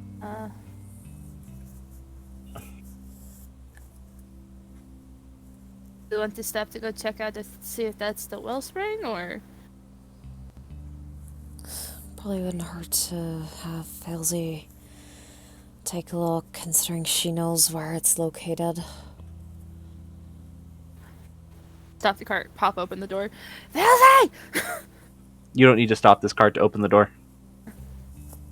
It doesn't do the suddenly increased motion thing. Pop open the door. Felzy! What? You come out here, please! Okay, she puts down her tools. You put down your tools and start heading towards the front of the cart and poke your head out. What is it? Do you think that's the wellspring? It's over to the lake. I'm pretty sure that's just a lake. We don't know what the wellspring looks like. You're the one that ate the dead guy's Fizzy. brain. Failsy, to your recollection, the wellspring is on in a small cave centered between two lakes. Would the lake I'm looking at be one of the lakes that... You get the sense from looking at it and then glancing back at your guys' map you have of the area. That probably could be the lake. One of the lakes, at least. It's the larger of the two. Okay, there should be a second lake around here somewhere. And what we're looking for is a cave situated between the two. Alright. Yeah, the smaller lake would be directly to the west of this larger one, about half a day's travel, and the wellspring is located between the two. Good fellas go up front and I You guess take Rose spot. the day to meander their way to find the cave. Alrighty then. As you will. Spot up front to let Failsy take over cart duties. I thought just sit on the roof. Okay, never mind then. As you all are making your way forwards, you start cresting towards the edge of the lake. Just because it's clearer ground to walk along. It's got one of those, like, rough, rocky beaches around it. Mm-hmm. And as you're making your way around it, you start hearing this bizarre sound. We tell the guys where we're going, or did we just kind of break off on our own? I thought you were taking the cart with you. Okay, We took the guys with us. okay, that was my concern. It was like we got off the cart. I didn't hear you guys say anything about getting off the cart, so I'm assuming you're still with the cart. No, it's just you said you used the phrase it's flatter ground to walk on. So I guess Keta assumed that we got off the cart and wandered over there. Well, I'm just describing. It's okay. No, it was my own confusion. It's so good. But yeah, you start hearing this bizarre little sound. Just this. Is it a frog? You glance around. Make a perception check. Is it frog? It's frog. Do all of us who are outside of the cart need to do so? You can if you want to. You can all hear the sound. I would very much Frog. like to. Can we figure out what this is? Failsy is deaf as shit. Yes, you are. Frog, frog, frog, frog, I don't hear a thing. frog, frog. You both look over. It's coming from the water. What is it? You don't see a frog. What is it?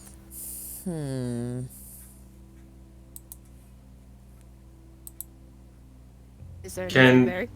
You both Can pass Gravin- this check, though. because the water just starts lifting up next to your cart. Is the water Oh hot? shit! Is it a water? Yeah, Okay. this thing that looks like just a literal tidal, like a sudden tidal wave that came out of nowhere starts moving towards the cart at high speed. Wait, can Da Vinci look out the window and see this? You're just like working along, and then you just hear Keta go, "Ah!" You just like raise head. No. Oh shit! One of those. I will point this out. Your perspective of the outside of the cart is like water. All you see is Oh. water. Because Okay, again, remember, there's a weird distortion from the inside of the cart to the outside of the cart. You do hear Keta scream though, I would point out and Keta Morrigan like, say, yelling, "What like, the shit is that?" living water element, I don't know, it's coming at us! And she's, like, driving the cart away. Well, this isn't really a situation you can get away from. Keta doesn't know that. Especially considering the animal you're with doesn't go that fast. This Does thing would this catch mean up to you. We'll be starting next session with combat. It does mean that we will be starting next session with combat. No. Which means we are actually going to go ahead and end then. Because I don't want to suddenly start a combat. Also, it also means I'll be able to find a map. Fair. Something, at least. I was gonna I say, know what it is. ah, It's a water elemental. Alright, so that's where we're going to stop for tonight.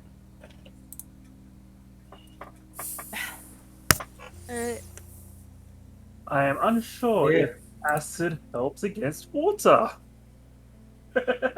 If I would say It's that more- that would be really bad for you. I mean, the easiest way to diffuse an acid is to add a fuck ton of water to it. Yes, but water is also what lets an acid dissolve things.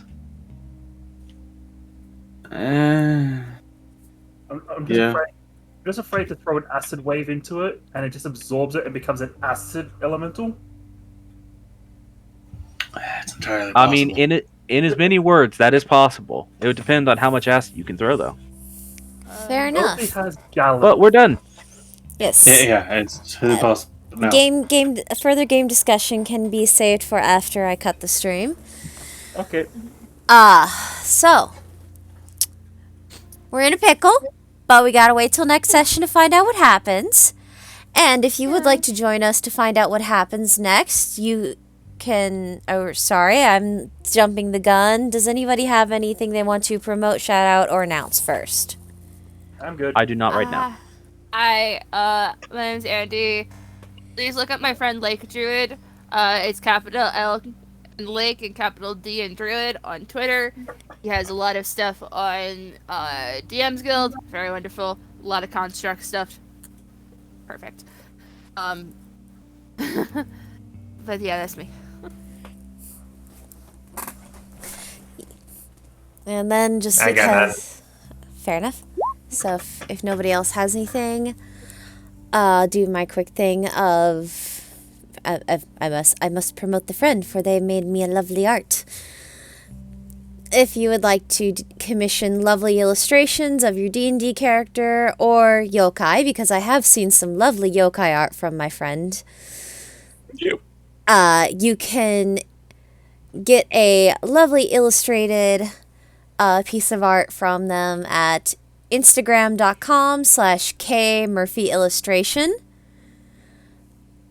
That is K. This is all lowercase.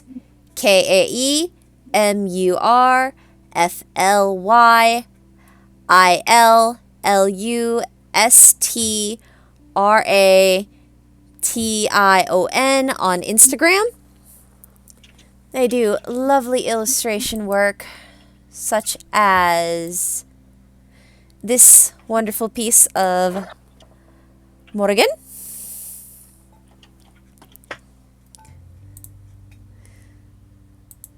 And if you would like to commission them still, but mini, like actual painted minis are more your speed, you can find them on Instagram as well at Guileless_GoblinCore. That is a capital G, UIELLESS_Goblin Core, spelled how you would expect. And that is both their handles on Instagram.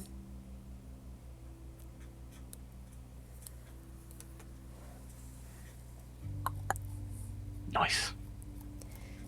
So, now that all that lovely housekeeping is taken care of, as I was saying, we're in a bit of a pickle, but we have to wait till next session to find out what happens next. So, if anybody was listening tonight and they want to find out what happens next with us, you can join us on this same channel at or around 8 p.m. EST. Most Saturdays, we've been fairly consistent, but I say most to account for, if plans go foobar and we have to skip a week.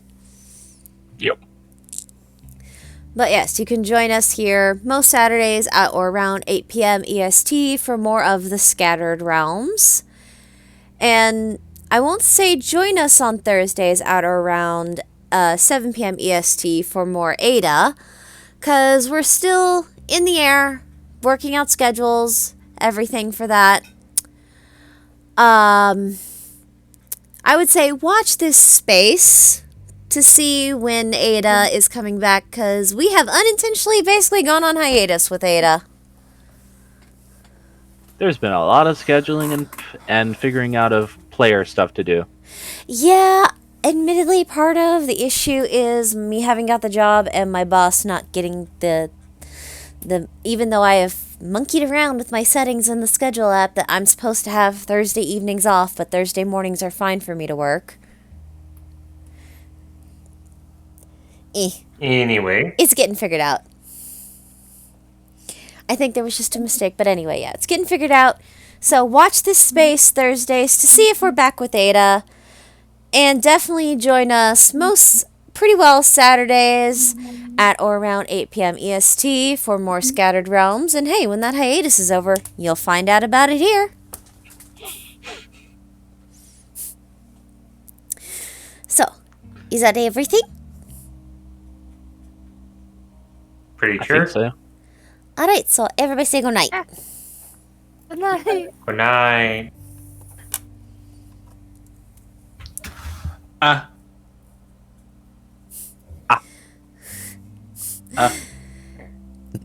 Pardon me. Good night, everybody. We'll see you when we see you next.